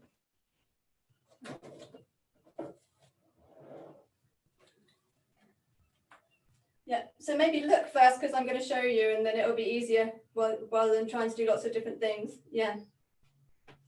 Sorry that you can't see my leg, but I'm going to face the wall. I'm going to put my hands on the wall, and I'm going to put one leg behind me, and I'm on the big toe. So the heel isn't down. I'm on the big toe with the foot behind me. Yeah. And I slowly reach the heel back while I'm sitting, so it's not going to touch the floor. Yeah. So just try that for now. So you're at the wall, you have one leg behind you. The hands are touching the wall. The elbows are soft. Yeah. And the leg that is behind you, you just gently reach back with the heel. It's not going to touch the floor, but just so you have that feeling of it going back, yeah. And as you reach back with the heel, press with the big toe. It's quite a strong movement. So the heel is reaching back, and you press, even if it hurts with the big toe, press, press, press. Yeah. And you don't brace at the wall, but you use the hands at the wall to support you. The heel's going back, the big toe is pressing into the ground. Yeah, and then do the other side. So the other leg is back. You're on the ball of your foot and your toes. The heel reaches back. Yeah, and you'll press, press, press with the big toe. You'll feel that your heart comes front, and maybe you want to look up a bit. Let that happen. Yeah. Heel back, press, press, press with the big toe. Good, and let that go. Okay, we go back to the original side. You might want to look, or maybe you can see from where you are. So we're going to do the same. We press the heel back, we press with the big toe, and then we walk the hands up the wall, and we keep pressing with the big toe. Yeah. my step isn't too far behind, so I haven't got too far to reach yet. But I keep pressing with the big toe, keep going, reaching back with my heel. And it's like my hands lift my rib cage up with them. And I let them do that. And it's my foot that keeps my pelvis down on the ground. So I really get a feeling that my pelvis is going down with my foot, and my ribs are going, and my heart bird is going up with my arms. Yeah, so try that. It's quite strong. Keep pressing with the big toe.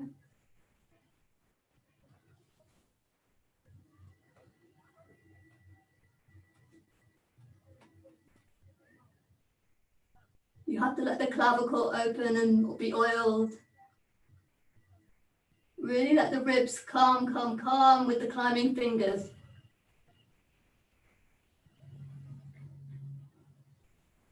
Good. Have a little look around and then do the other side.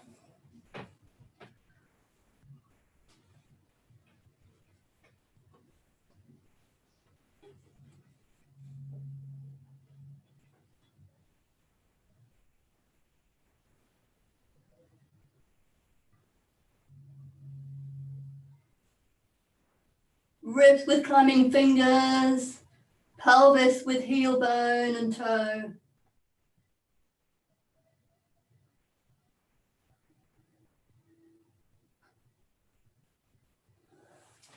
Good. Have a little walk around, change your perspective, look out the window.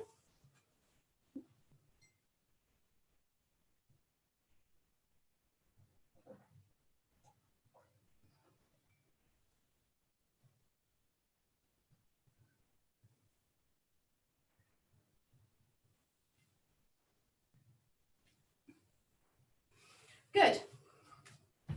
Okay, we're going to come back into the middle of the floor, but still on our feet. Yeah.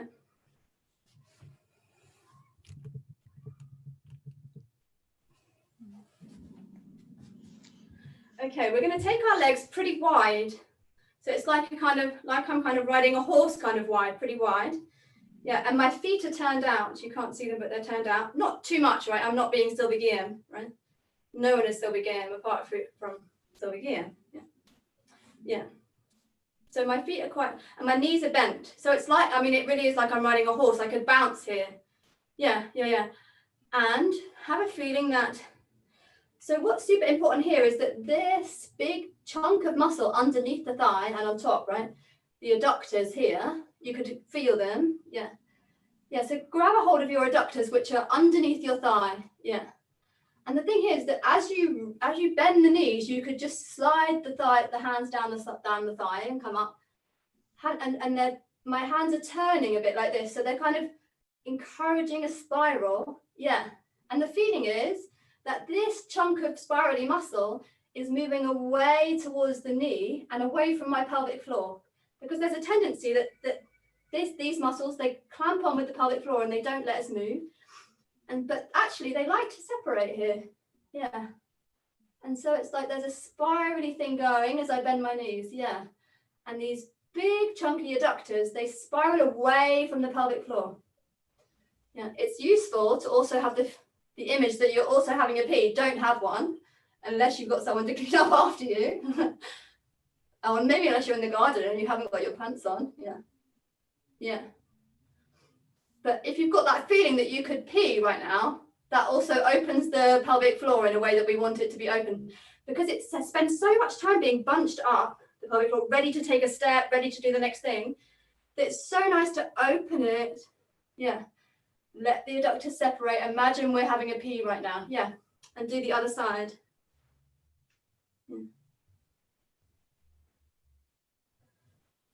Yeah. My knees are really going over my feet. Yeah, it's like I'm on a horse. Yeah. Don't forget the peeing part because it's important. In fact, come up and have a little bounce and really feel like both your anus and your vaginal passage can also just be open, right? They can just be open and going down towards the floor. Martha Graham loved that. Yeah. Because it's important actually. So yeah, you can move around and have this feeling that you're adductors are going out and spiraling, and your anus and your vaginal passage, or your weeing moment, is also open. Yeah. Because we've worked here at the clavicle to really let this cork that we can really keep in here and not say what we want to say open, and now we need to open the cork at the other end. It's a true anti-COVID moment. Yeah. And that's because we need, if we can do this, we can really we don't have these corks in, always ready for something. We can really share the champagne that is us, right? It comes out, it can't help it. Yeah. Yeah, good. And then see if you can continue to have this feeling of horse ridiness, juiciness in the legs and the knees, these lovely soft feet that we've worked in already, the peeingness, the corks out at here and in the lower corks, and see if you could walk front. And I have to go side side to walk, right? You really need to use the side side action. Yes. And you can imagine your favorite rhythmic song. See if you can walk forwards and backwards. Yeah. You really need the adductors spiraling over the knee. The knee really has to have, don't stop the movement at the knee. The knee needs a direction, a projection. So imagine you're shooting light from your knees each time you go side. Yes. Take a rest when you need to. If you want to test yourself, you can get a bit lower and go. Now I find it easier if I'm lower to kind of hold my hands up. And I'm really projecting out my knees. You can't do this if you're not. You would hurt your knees and you use your quads too much. It's actually the motion of it that moves me. Yeah, you could let the arm swing. You could spend a bit more time on one side or the other side. Yeah. You could change directions. You could move in a circle. But don't forget to imagine you're peeing all the time.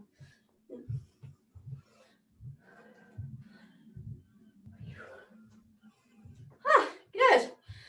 Take a rest. Rest in child's pose.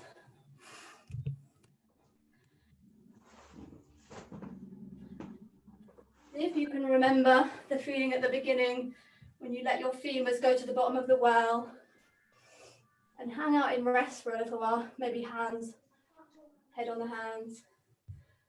Yeah, remembering these femurs going to the bottom of the well.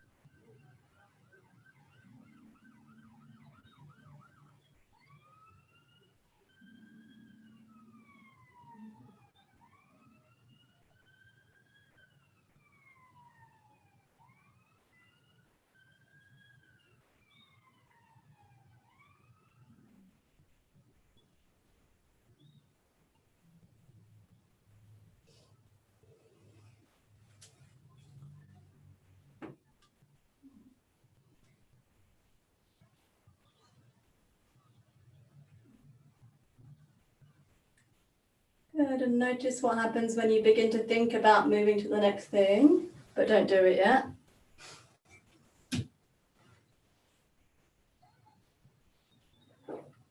And then we're going to come back up to our feet.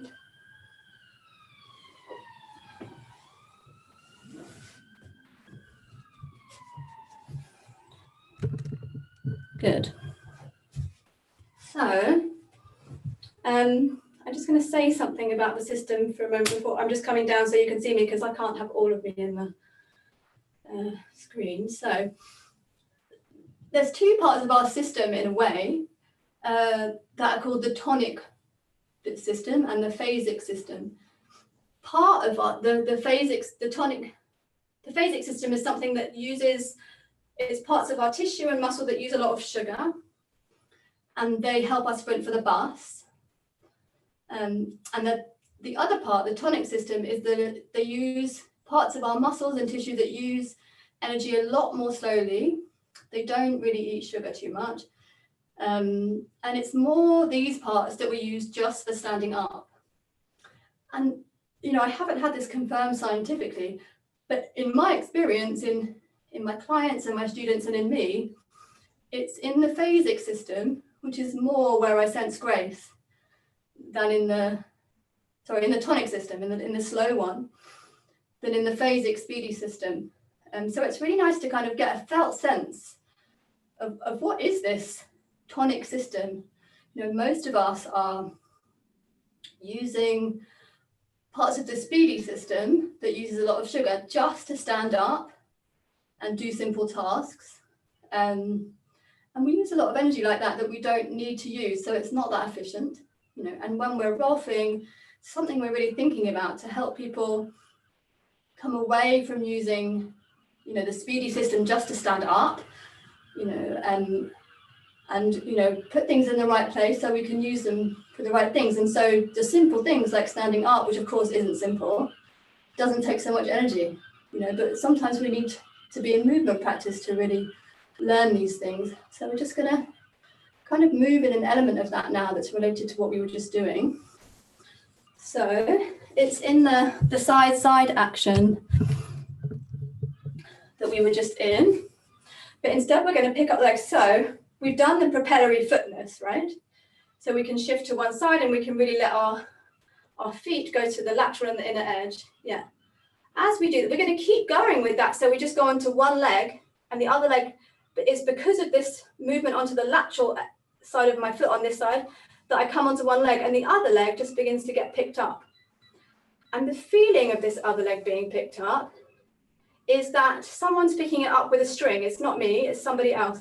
So as I go, and it's partly the momentum. So as I go side, someone picks up my other leg with a string, which is different. You'll notice if you go back and really try and pick it up, you know, like you were a sergeant major. Yeah, so feel what you use then. You'll feel something in the quad when you do that, the sergeant major one, which is like, hup, you know, hup, hup, this kind of thing. Yeah, which is completely different, which is the phasic system, the more speedy one. The quad is really speedy. Yeah, but if you go slowly this side, you let the propeller action happen, you let a string pick up your leg, it is completely different. And my foot is like a droplet of water, it's just hanging. It's not doing anything, it's just hanging, you know, it's not in a ballet point. Yeah. So it's coming this way, yeah, and it's just being picked up, and I also find that my lower leg inclines in. When I let it do that, it just wants to go that way.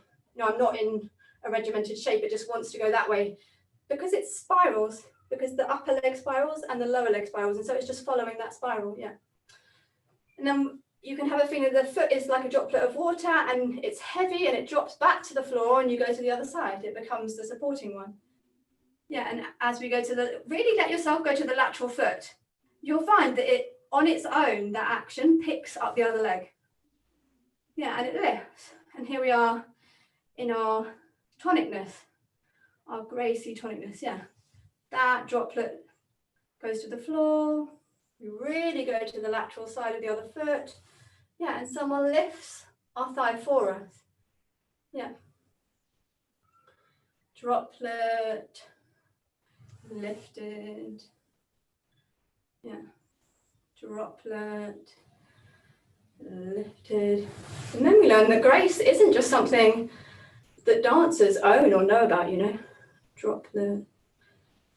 Lifted. Yeah. You can also play with dropping the foot a bit further and playing to see if it can take, you know, do you feel safe in letting it? You really have to own the pelvic floor then. You could really drop it. Yeah. See if you could be a bit brave with where you drop the foot. You need your weight. Drop it. Yeah. Yeah. You could even drop it front, drop it, or back. So play with that. Really being brave at dropping that droplet, and you have to counterbalance it with your upper weight, dropping it to follow it. Yeah, dropping it to follow it. Dropping it to follow it. And you can be low, or you don't have to come all the way up high, you could stay low. Yeah. Dropping it. And the further you drop it away from you, the more you have to counterbalance it with your upper body, you'll find. Look, I'm dropping, and I really have to go down front to go back. Yeah. I can even pick it up, let it be picked up and drop it. Yeah. Let it be picked up, drop it. And it becomes quite fun if you can really let yourself play. And you might find a turn comes because you've dropped it so far in your body, your spine wants to follow.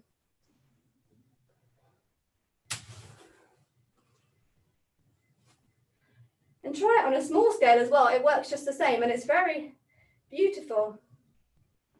And if you're going front, you'll find that the toe, it's the big toe of the back foot that needs to push you front so you can follow it. And if you're going side, you'll find it's the lateral edge of that the standing foot that needs to push you, propel you to drop it. Yeah. So if you're going side, it's the lateral, the outside edge of the foot that needs to press down to let you reach with the foot. And if you're going front, it's the big toe that needs to push you to let you, yeah. And if you're going backwards, you can also investigate. It's a bit more complicated with the knee. Yeah.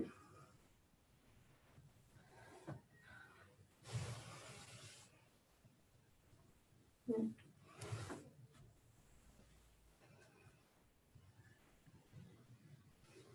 Good. Okay, let's arrange this knee a bit more, tiny bit more before I set you free into motion. So if you've got a chair with a back, that's good. Or you could also be at the wall.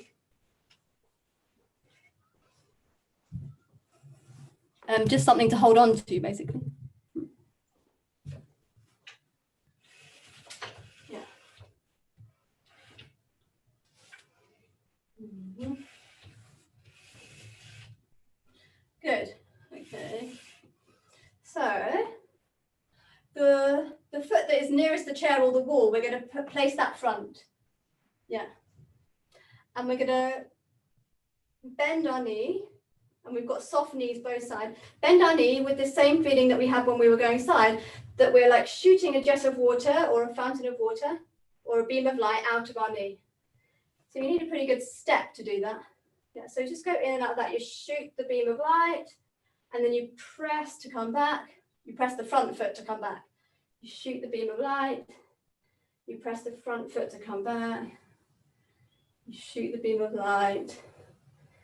You press it, and you've really got this feeling of, again, the spiraling that goes on in the thigh. It spirals round in order that you can beam your lightsaber of the knee. Yeah. And feel that as you go front beaming your lightsaber, the weight really goes onto your big toe. Yeah. You beam the lightsaber, it spirals and it's beaming front and the pressure is on the big toe. Yeah, and it's from that big toe that you press to come back. Yeah. So we're going to have a go at coming front with our lightsaber, really feeling that weight on the big toe and really pressing. So we ping right back. Yes. So we go down and we ping. Yeah. We go down and it's really that big toe that pings us back. Yeah. So have a little go and see if you can kind of set up a rhythm for yourself where you beam the lightsaber. And the foot really has to work into the floor and out of the floor And it's good if we're holding on to something, because then we don't have to worry about our balance, and it's fun to go a bit off balance.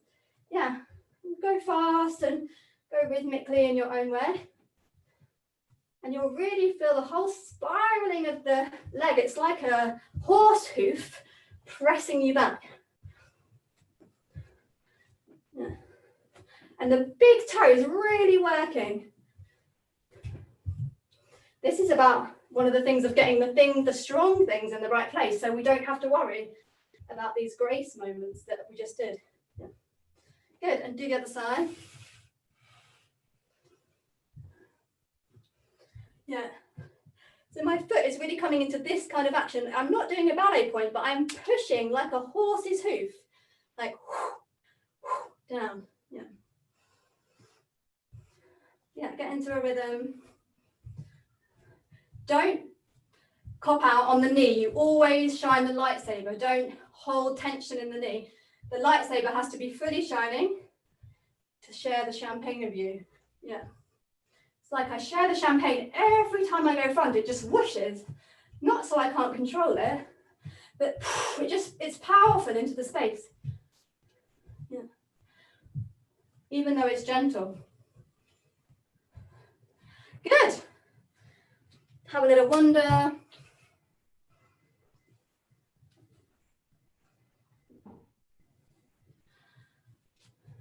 Yeah, feel your feet now.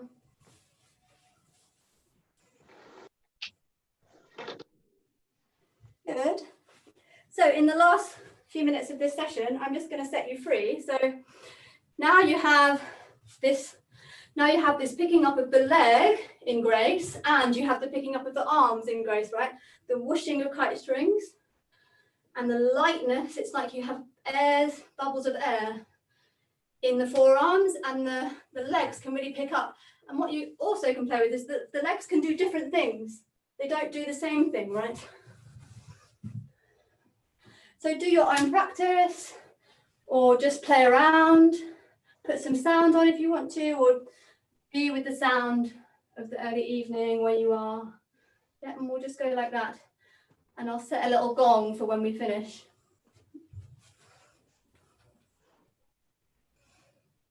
Rest also in between if you need to.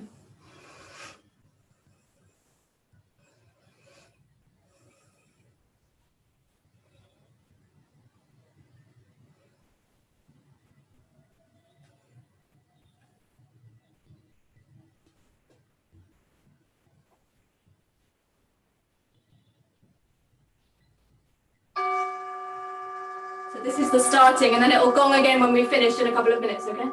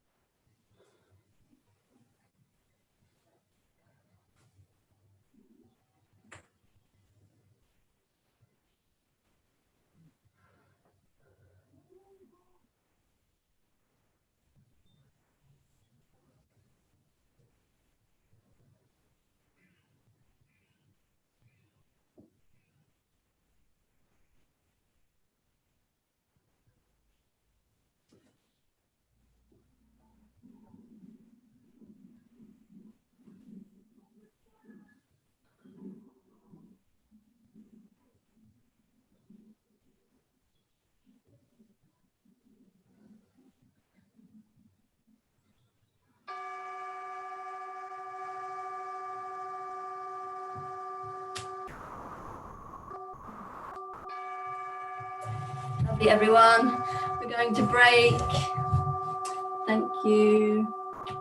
I'm here if you want to unmute and ask a question for the 15-minute break. Lovely. So nice. Love that. Oh, good. Did you do it? Yeah. Oh, good. Good to move, huh? Yeah. Yes, moving in the deep middle.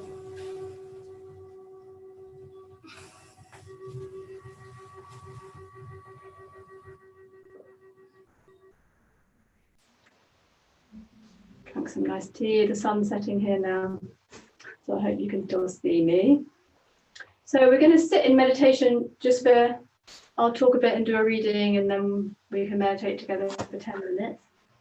So whatever you normally use for meditation, if you usually meditate, either a cushion on the floor or you can sit in a chair.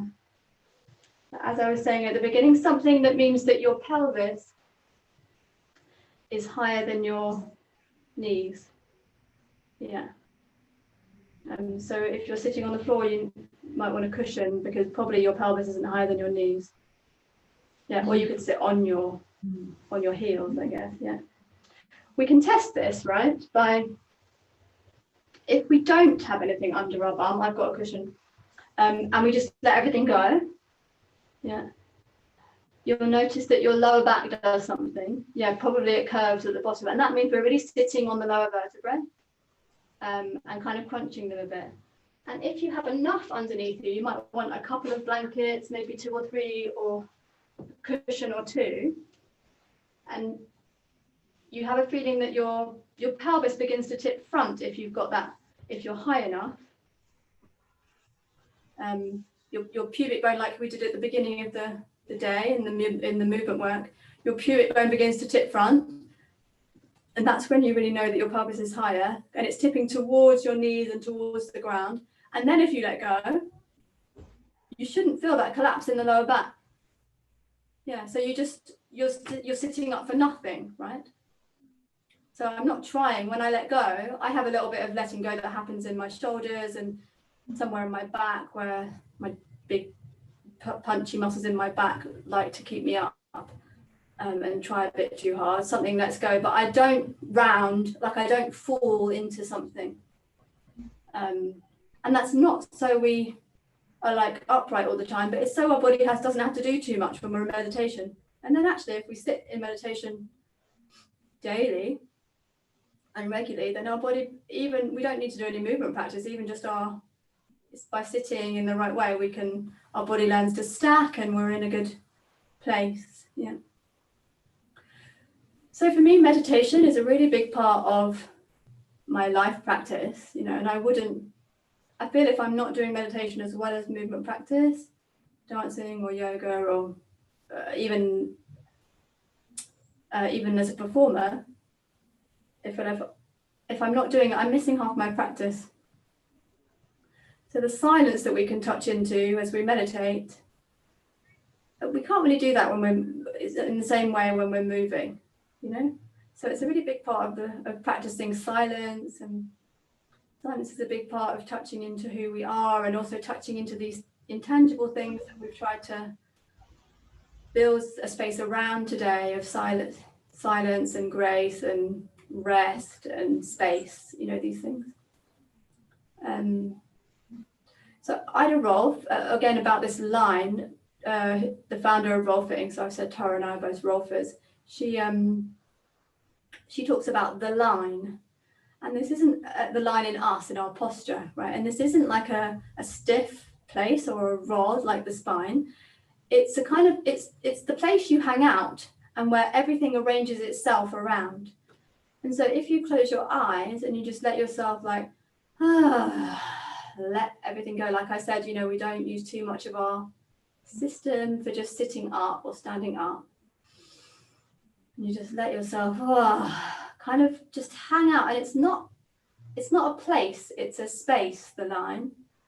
And if we just arrange ourselves in sitting, so we're not doing too much effort like we've just done, and if we just let ourselves breathe out, and even make a noise, we can really come back home to this line of arrangement that's unique to us, that's kind of kooky because there'll be little wiggles in our spine that aren't straight, and the rose garden of our lives has been moving us. So it's kind of kooky, but it's us, you know, and it's where we hang out, and it means we don't make too much effort. So let's try and be just beautifully in this arrangement of us as we meditate. I'm going to do a little reading, which is by Lawrence Freeman, who is a Benedictine monk, and it's about silence. So I'll do the reading and then I'll start a little gong and we'll meditate for 10 minutes or so together. So if you have a practice already, maybe you have a mantra that you say, so use that. Or maybe you just have your attention on the world outside you and also on your breath. So whatever you normally do. Yeah. The gong will start us off, and then it will bring us back as well. Silence is necessary for our selfhood to emerge, for our own true self to emerge out of the chaos, out of the turbulence of feeling the history of pain, loss, and fantasy, of memory, the whole chaos, the jungle of our mind. And the older we get, the more of the jungle there may be, before we can ever even begin to appreciate what one's true self means. We have to enter into a deeper commitment to this work of silence. And then we begin to discover what silence does.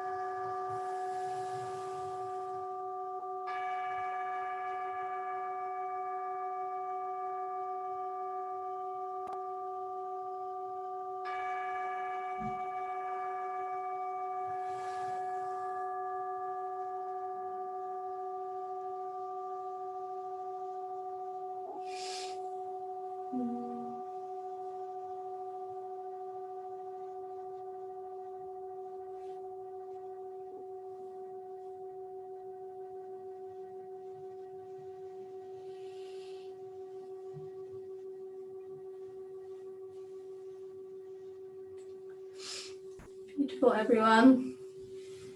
So we're moving into the rising silence of our last session with Tara.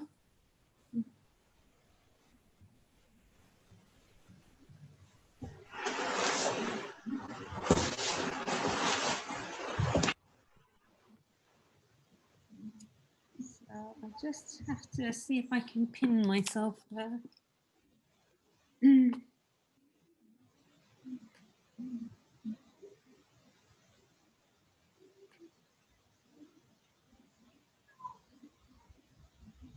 Okay. So if you have, do you all have some kind of belt or something you could use? It could be bit of an old tea towel or anything, the jumper.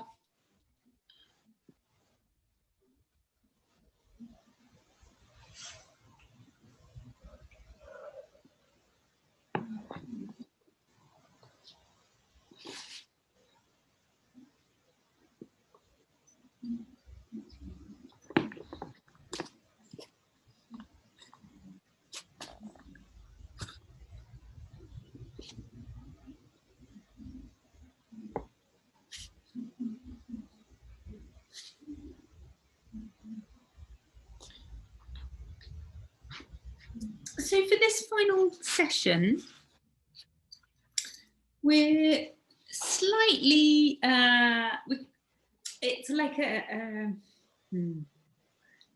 deepening or underpinning of some of that lovely work with Hayey, the horse's hoof and the freedom to lift the hip. We're going to start some work supine, and then some prone, and then hopefully a little bit standing. So if you begin with a simple resting position on your back, so this is the legs equivalent of what you did with your arms earlier on.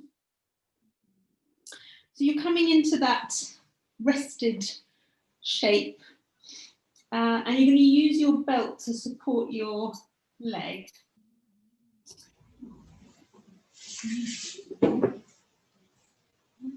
And we really want a nice stable pelvis and a kind of comfort in the pelvis. So the orchestration of the pelvis here is important. If you take the time to just very slightly, so these are tiny movements, very slightly, point your tailbone up towards the ceiling and feel the back of the waist press into the floor.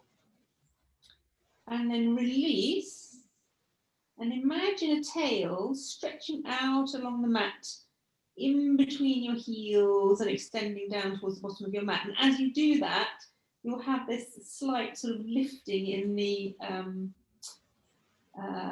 lumbar spine. So you'll get the little curve lifting in the lumbar spine. So you have the tail tucking gently, and then the tail unfurling, and the lumbar spine just elevating. And the movements are quite tiny, and they're not designed to build muscle or correct posture or anything like that, but for orientation, so we can feel ourselves making this gesture and the kind of groundedness and the stability of the pelvis in order to do that. And it's a bit like where we were here with the shoulders in the floor and the hands floating. In a similar way, here you have the ability to kind of find base weight through this pelvis. And then what you're going to choose is a position which you feel is neither tucking the tail up nor pushing the tail down, but a kind of neutral place in between. And it's easy to say neutral, but it's hard to feel exactly what that might be. So you could have an orientation that says my pubic bone and my hip bones, the front of my ilia, are more or less horizontal, they're level. And you can feel that on yourself. You can feel the pubic bone, you can feel the ilia, the two hip bones. And so when you put your hands on the pelvis that way, you can feel this is a kind of more or less horizontal structure. If I pressed my waist to the floor and lifted my tail, it would be tilted up. If I drop my tail and lift my ribs, it would be tilted down. And here you're in a kind of neutral balance, but it should genuinely feel easy. And of course, each of us have a bit of a predisposition to go one way or the other. So, you know, you're just kind of grooving around that thing. Okay, and then if you have the feet relatively close together, so it's not a very narrow position, but it gives support and stability, and you bring one knee in towards your chest, you can use your belt to hook around your foot. So we're going to hook the belt around the ball of the foot, not the instep. So you're moving it so the the belt is over the joints of the toes. And keep your knee really bent. So you've a fully bent knee, and you can feel the belt supporting. It's got a kind of supportive quality to it. So it's as if the belt is supporting the foot rather than you having to push hard into it. So we do have a thing in yoga where we try to open the ball of the foot towards the ceiling with the belt like this. And it's worth making a little play there. So you can try kind of imagining an eye in the middle of the ball of your foot and pressing the eye wide open. And you could try turning the eye a little bit so it looks around the room one way and the other. And again, a bit like earlier on, you could look at the foot the way that you looked at your hands and just see the expression in the foot. But there's so many bones in there. They're so idiosyncratic feet, you know, they're a really beautiful expression. So you can have a moment where you have that sort of awareness of the expression of the foot. And then hold the belt in the same arm as the raised leg, so you've got the same side.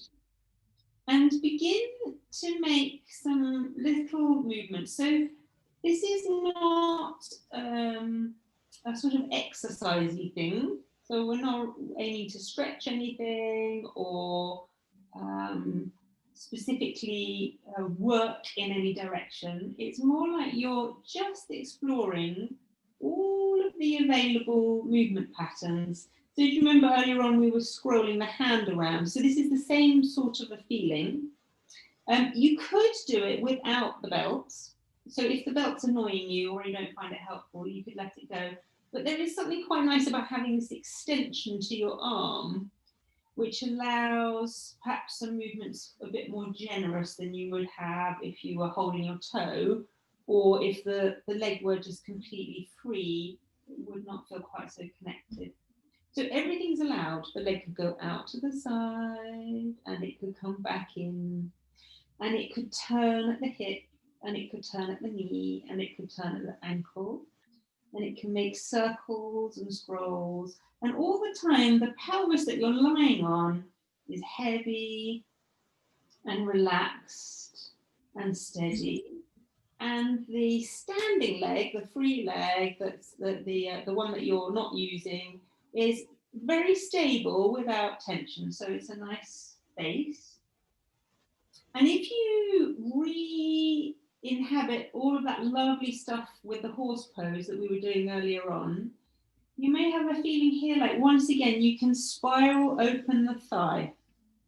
You can feel that open thigh spiral. You can feel the possibility to change direction in the hip without strain, like you did in those lovely sort of standing gestures. In fact, Hayey didn't call them, from the yoga perspective, those movements you were doing are like Shiva Nataraja, in yoga, the cosmic dancer Shiva is he has a kind of an incarnation as this sort of fabulous dancer. You see the sculptures in them. If you look in an Indian restaurant window, for some reason, I don't know why they have Shiva in restaurants. Is Shiva responsible for food as well? Maybe. Anyway, he's usually surrounded by a circle of flames. He's standing on one foot and the other one is elevated just in this position that Hayey did. And underneath the standing leg, he's standing on a little, what often looks like a little baby, but he's not standing on a baby. He's crushing the gnome of ignorance underfoot. So you can imagine that under here, you're crushing the gnome of ignorance, whereas this one is free to make cosmic mayhem. And that's exactly what happens. So the softness in the hip, the meltiness in the hip, the freedom to move, the completely unstructured and everything allowed kind of possibilities here but at the same time, very much a sense of something stays and something goes. So there's all these things going on at once. And then finally, you could release your toes, replace your foot on the floor, and outstretch both your legs, so that when you do that, you have a moment of kind of reorientation and feeling those legs long and feeling the difference between the two sides.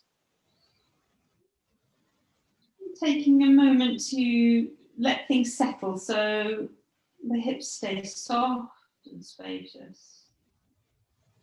And in this moment, I think really listening to the non-stretched hamstring. This is so important. So in lots and lots of exercise systems, and yoga and dancing things, they have this absolute obsession with stretching the hamstrings. But you know, if you don't stretch them, but you just allow them to be beautifully balanced with the front of the thigh, you have this lovely sort of athleticism in the leg, which is much more attractive than a kind of, as a feeling, it's much more attractive than a kind of tensile, strongly stretched hamstring. So I really welcome that sensation. So then, coming back, send your knee of the leg that you were just working with out to the side. So push the knee out to the side and then roll it in and plant the foot on the floor. And then push the other knee out to the side, roll it in and plant the foot on the floor. Okay, so then you could take hold of the other foot with the belt. You're holding it with the same arm as leg. And already in this moment, there tends to be a bit of, there won't be so much on you guys because you've done loads of yoga, but even so, or loads of training, dance training, even so, there tends to be like an automatic little bit of this, like tail goes up in the air. So just invite the relaxed tail. Imagine a dog tail, like a big Labrador tail, and imagine it drops into the space beside your lower heel, so that there is this nice neutral pelvis available to stabilize the gesture. The thigh itself can be very soft, so you're not pulling around the thigh, you're not directing the work strongly in the leg, you're really using the belt to conduct the leg. And then beyond that, everything's allowed. The knee can bend, the ball of the foot can open up. It could be that it feels very lovely to open this hamstring. And if that's the case on your body, I absolutely wouldn't say don't do it, but not at the cost of anything else. So everything else stays very relaxed and heavy and spacious. And maybe that's also a gesture that you could do. So the knee can come across the midline and it can go away. And the leg could be bending at the knee more. And the heel can be investigating around the corner. So that all these are possibilities, not making yourself do a particular position. It's the equivalent of the rolling, scrolling hand. It's kind of light. And also it's to do with thinking about your bones as spaces. So we have this very lovely model in Rolfing. I really found this so helpful. So after years and years of doing various sorts of body work, I found the idea that I am not going to stack up my bones as a compression model, but I'm going to imagine the bag of my skin with all of these bones inside, which act as spacers. So their role is not support, but to give space. They create space, they make length, and that's what I'm evoking here, not the feeling like I have to stack one thing on top of another and kind of fight gravity from there. So there's something nice about that conceptually, and literally, physically, thinking of your long bones, creating space inside your body. Very nice. Try to make some of these movements quite little, So with the legs often we tend to be a bit phasic. That's what Hayley was talking about earlier on, a bit kind of gross and heavy. You can make the movements you're doing very delicate and nuanced. So for example, if you imagine that you were going to make a little circle with your kneecap, you were trying to draw a tiny circle with your kneecap, and then you just let your heel kind of oscillate around the little kneecap circle, then you get something kind of light and delicate and lovely and spacious and inconsequential and time-wasty and gorgeous. So none of it is important or to do with mastering technique or anything like that. It's just really, it's like a baby, babyish playing. And then you could gently free your foot, replace it down on the floor, stretch away your two legs. Experience the front of the thighs as long and spacious. And let the legs hang in their hip sockets, so there's a real lightness to what you do here. That freedom of movement and ease. So we'll remember that not only the arm, the lower arm, but also the lower leg is made up of two bones. And earlier on today, we were feeling in the shins the kind of the difference between those two bones. So now we're going to make another little exploration of that. So if you bend your left knee out to the side and then roll your foot to the floor, and bend your right knee out to the side and roll your foot to the floor, and then maybe gather both knees into your chest and give them a little hug. And then roll yourself over. So now you could come into a position just on all fours. And I'm going to take one knee forward, and the heel of that foot is completely underneath you. So it's not, I've forgotten the name of what you call it. It's not a pigeon pose. It's a lizard. So this leg is completely parallel. If your knee is uncomfortable in this position and it feels painful, you could go back to lying on your back and gather your knee into your chest manually using your arms.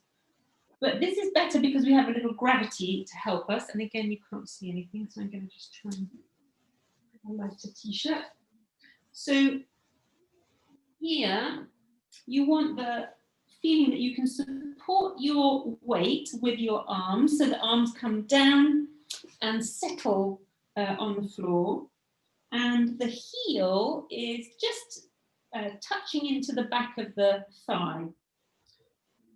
If you maintain the support with the arms and then rock very gently from side to side, you're right on the kind of knife edge of that shin. So I'd invite you to very lightly slide between rolling towards one side and rolling towards the other side. And partly that's a feeling of kind of spaciousness across the back of the pelvis. So the deep structures of the sacrum are allowed to be a little bit soft. And partly it's an amazing arrangement for your knee. So knees, which are usually thought of as sort of hinge joints, now this knee is doing really quite a complicated thing. And you could drop your hip all the way to the floor on that side, and then come all the way that side. You've got both ranges of motion. Providing that still feels good, stay with it and come a little bit more central, but you're keeping like a nice feeling of soft across the back of the pelvis. And from there, give your back leg a little wiggle. So if you just wobble your heel from side to side, and you let the wobble in your heel travel up your leg, and then you let the wobble in your leg travel up through the pelvis into the spine, and then you let the wobble in the spine go all the way to the top of your head.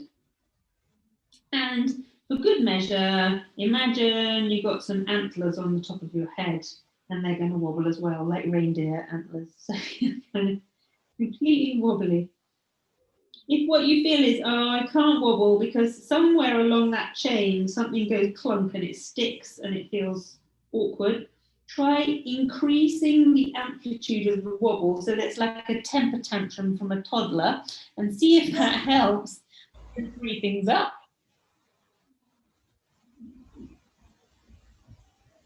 And let it subside and rest. So from here, still with that feeling of connecting the top of the foot and the top of the shin to the floor, just walk yourself very softly back. Now you're evoking all the lovely things that we did earlier on. So the really nice work we did with letting the sternum kind of blossom forward, and this liquidy, oily sensation here.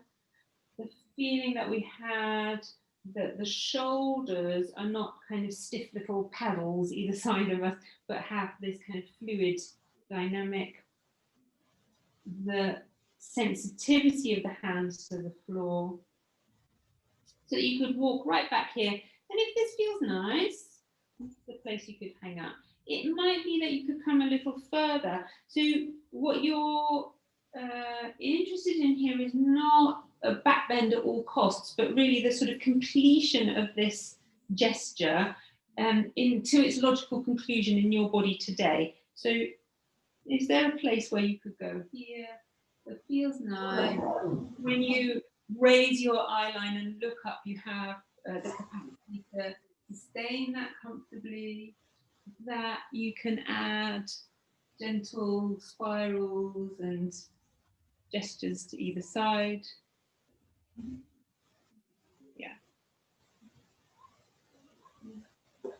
And that possibly you could put down on the floor the same arm as leg and release the back leg from the floor, so that as this foot floats up, you still have a sensation that the knee is traveling away from you. So that feeling of the space at the front of the thigh is really increased or maintained, and that this leg might be accessible to hold at the ankle, and that if it is, we keep the inquisitiveness and the sort of interest here, so it doesn't become too fixed. The head can turn, you can still be interested in how it sort of orchestrates itself. You don't need to be going into a position. It's more like you've got a series of directions. I'm directing my heel down away, my knee down away, and the head is coming up. It may be that it makes logical sense on your body to go a little further here, so you can have more flexion at the knee, but you don't need to go there if it's not comfortable. And then we will try to make the exit light and nippy. So you tuck your back toe underneath you, you put one hand either side of your front knee, and really lightly you press into the floor with your hands and take yourself back to down dog. So this is a very delicate little step back, not a galump. It's easy in the breathing, and you use the down dog just to kind of explore your way back into a more parallel stance. And then you could drop the knees back to the floor, and we'll do the same thing the other way. So the real work is to not work too hard. So the feeling as you come here initially is, can I be a little bit soft in my head and my attitude? So I'm not in a sporty gesture here. The rocking from side to side, which might be construed as kind of mobilization for the pelvis. I think of it more as like a deep resonating bell-like reverberation for this sacral space. It's like a lovely humming for the sacrum. So, you know, you didn't need to go massively from one side to the other, but just, it's like doodling or humming. I'm just going to let that sacrum be a little bit expanded. There'd be a vibrational quality to the movement. Because the habit pattern, the movement habit patterns, particularly for all of us, you know, we are not beginners. We've been doing movement practice for many years. And with that comes many lovely skills and a whole load of baggage. And a yogi thing, which is so delightful, is this idea that you have in the back of your mind, one of the principles that you're working on is the capacity to recognize patterns that have become fixed or very familiar, and to allow yourself to go out of them, so that we don't just repeat over and over again, but we keep developing and changing. So this is exactly what's going on here. We could do it in one way, and then we're going to do it another way, and then maybe eventually, you know, we jettison it all together and do something else, or the exact opposite, you know. So I've found that over a long period of time practicing yoga, I eventually decided I would do things that I previously really rejected or didn't find useful or interesting, because I'm in a different place, you know, new place. So here's a little wobble with that back heel. If you feel that the kneecap is kind of annoyed by that and it's jumping to your attention, try just moving your leg a little bit more internally rotated, and see if by doing that you get more freedom in the heel wobble, and you're able to let the heel wobble go up the body, all the way up the leg, all the way up the torso, and kind of exit at the antlers, the Rudolph antlers. So the increasing the amplitude might help if it feels a bit uncoordinated, or you will probably find one side is a bit easier to do than the other, so that's very typical. So the thing like trying to brush your teeth with the wrong hand kind of feel. But this is so therapeutic. It's the entire fascial system all just going on the same wavelength. Lovely. And such a great lesson in letting go rather than trying to control it. So then we could be more static with the kneeling position and bring the hands into a little bit of activity. So do you remember when we were doing the cobra and we were feeling the hands were more lateral? There's a more lateral kind of a back bend when you're in the little fingers. It becomes more medial when we're in the index fingers. And so again, here, as you walk into this, you could really have a mind to that. You know, if I use the lateral thing, that maybe brings my wings in behind me a little bit. So if I imagine a huge pair of wings, and I think I'm gonna keep my little fingers on the ground, but it gives those wings sort of majesty. Or I could be much more in my index finger and thumb. This is much more medial, and I can feel immediately a sort of more verticalizing, spiny kind of feeling. So it's the central column of the spine. And how much lift you have here and how much back bend, completely up to you. It could be very modest, you know, you could be just down in a soft position like this, or you can really go, you know, if it feels lovely, there's no reason not to do it. Little additional spirals and twizzles and investigations with the head are lovely. We're trying to stay soft in front of this thigh and and recreate that soft belly that Hayley really just encouraged us to have such a beautiful feeling with the pelvis tilting there. So it's something again that's happening here, so that when you raise your back leg, you don't suddenly ping off the floor, but you continue to send that leg away from you. And it may be that the leg is accessible to hold on to. If it isn't, it's not important, but you want a feeling like you can send the knee away and be low in the hip. So those two things happen at once. Yeah. So again, there you could keep looking around over your shoulder. You could turn the torso to and fro. If it feels good and you like the sensation, you can increase the amount of work in the thigh. There's no need necessarily to do that, but if it's a good fit, go ahead.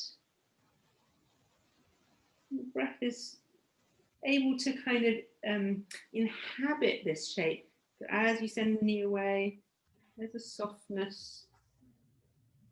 And then you're releasing, tuck your back toe underneath you and step really neatly into your downward facing dog. So no huffing and puffing or grunting and groaning. Keep it light. Find the beautiful parallel ease of this, the symmetricalness of it. It's really nice. So symmetry after asymmetry is a sort of treat. Feels lovely. You can be here just long enough to really establish it as a shape, and then you could begin to walk your hands back towards your feet until you're in a little squat position once again. So the arms hooked over the tops of the knees, if possible, or the arms on the outside edge of the knees if not possible. So I use this position to keep my heels just off the floor so they don't touch down. So I'm actually just balanced on the ball of my foot rather than putting the whole heel flat, and very slightly oscillating or wobbling in that position, so that the wobbling creates a sort of a nice repetition of the heel the heel wobble that we did earlier on.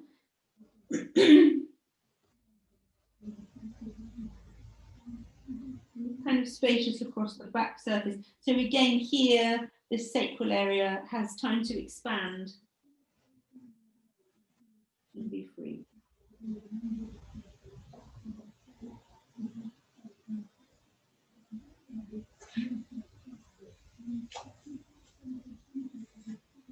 And then carefully walk the hands back out once again. Take yourself back to the down dog. So the lifting of the sit bones and the arcing up of the pelvis towards the sun and the sky, and the wide open feet and hands, and the sort of liquidy feeling in the sternum are all present once again.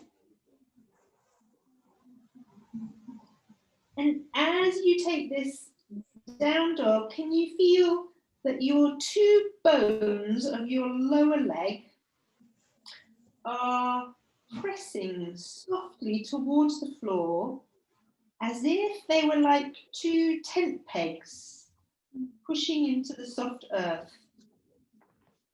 So much less than the normal instruction to push the heels down, you're imagining not heels, but the long bones of your shins. Battery 70%. Connected to LAPTOP HTALNCLC. Oh, I don't know what that alien is telling me. That's good. Yeah, that looks lovely. Yeah. And then gently bring the knees back down and let everything relax. Good. Okay, so finally, a little relaxation posture. So this is based on the semi-supine position that we normally use in Hatha Yoga.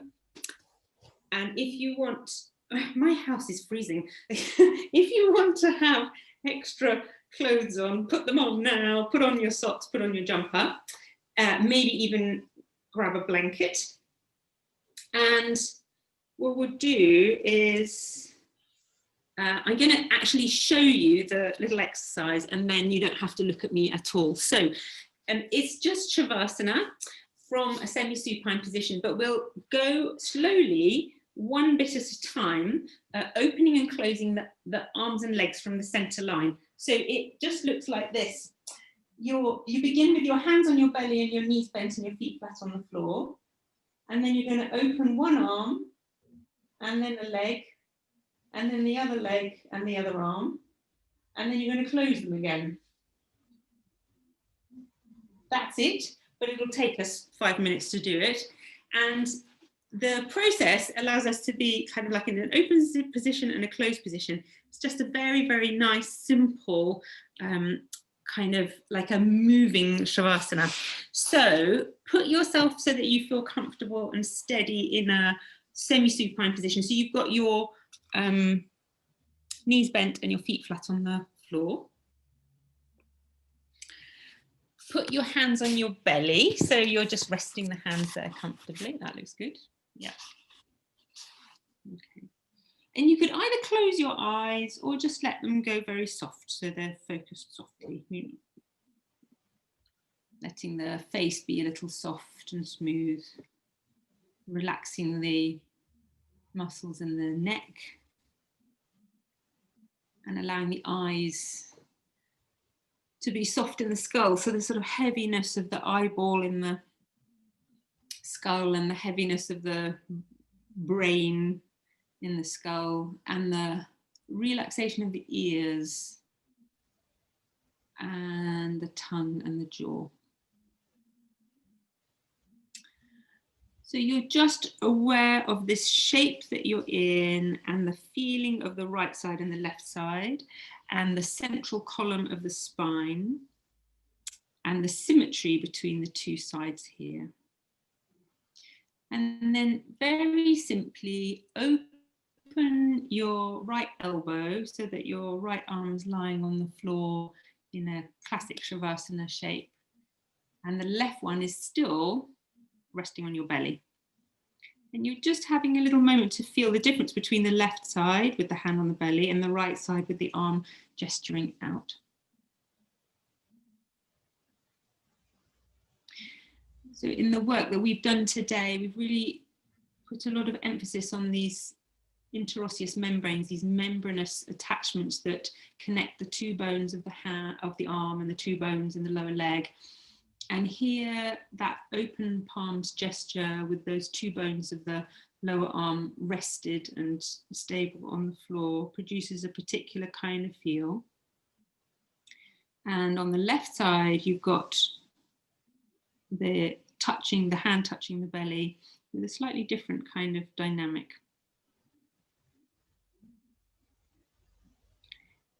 And then slowly release your right leg so that your right leg is straight. And give yourself time to acclimatize to that.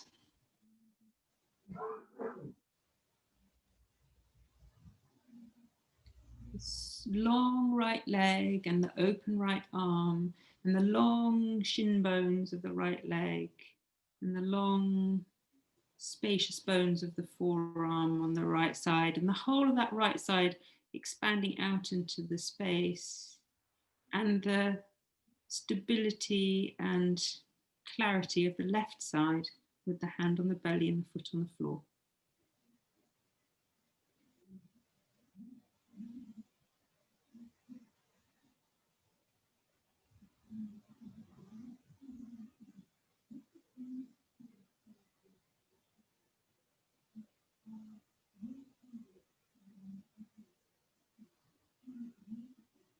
And then gently extend away your left leg. So you have both legs outstretched.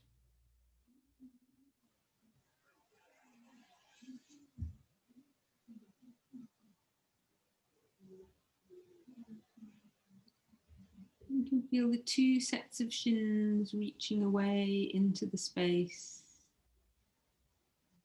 and the sensation of the pelvis on the floor and the distance between the pelvis and the knees and the ankles. Those shin bones are spaces.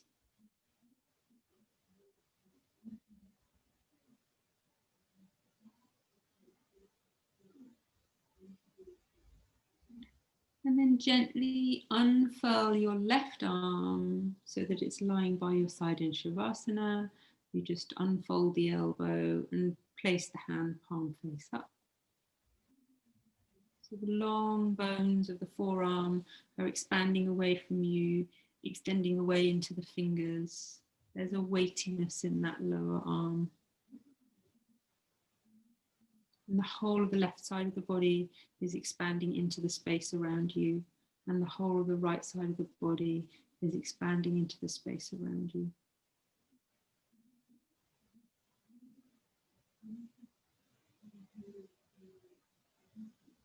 Gently bring your right hand back to your belly and just let it rest there.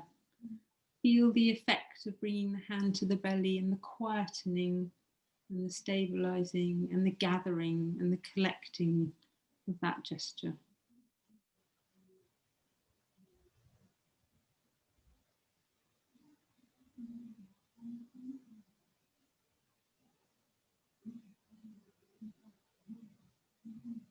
Softly bend your right knee, roll it out to the side a little way, and then tip the foot back into contact with the floor.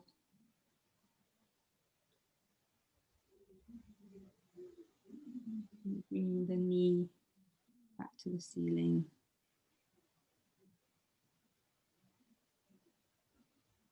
Feel the right side in contrast to the left side. The right side stable, contained, and the left side opening into the world around you.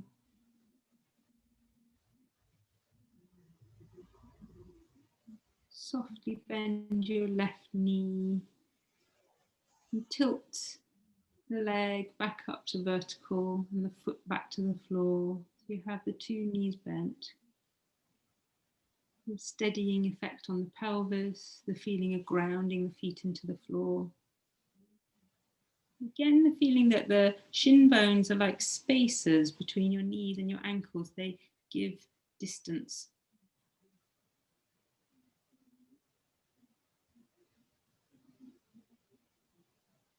And finally, bring your left hand back to your belly and let it rest there for a moment. So you have the stability of the two hands coming back to the center.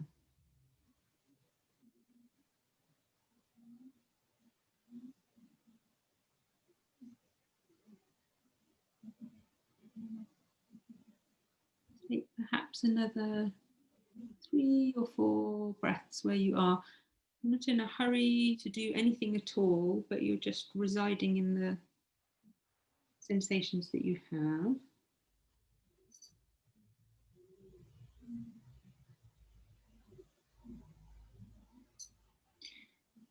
And then make a careful exit. So it's delicate and gentle.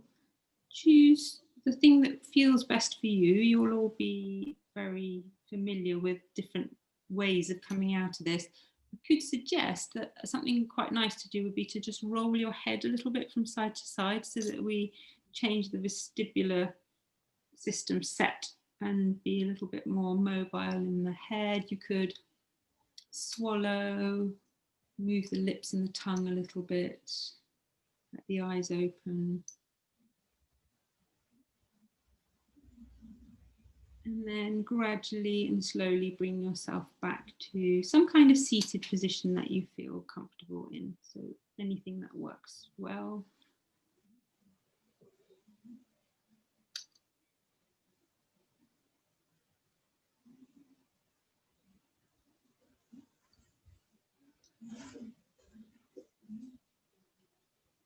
The very last thing as you come to sitting, might be just to give a little more sense of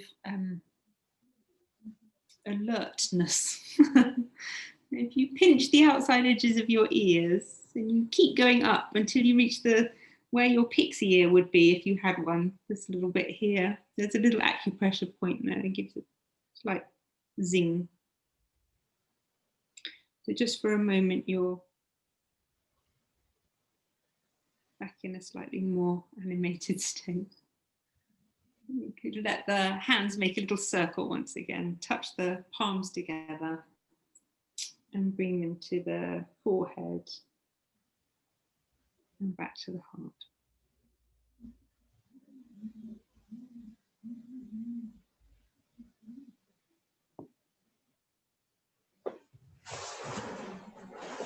Tara. So we're going to move now to a little moment for everyone to be in silence. I mean, we're all together, but you might, it's a space really to integrate without rushing to the next thing, to integrate what you've done. So you might want to move in your normal practice. You might want to drink tea or walk in the garden or look at the moon. Just a moment to be in silence, and then we're going to call you back about 5:45 to close, and that's really a time to close in whatever way you want to. So you might want to sink away at that moment, or you might want to choose to come and ask a question or come and offer a reflection or have your camera off and see what everyone else is saying, which is also completely fine. And to leave in your own time, and then we'll close completely at 6. So, but we'll call you back at 5:45 for that next round of closing moments. So this is just a silent integration. So we'll see you at 5:45.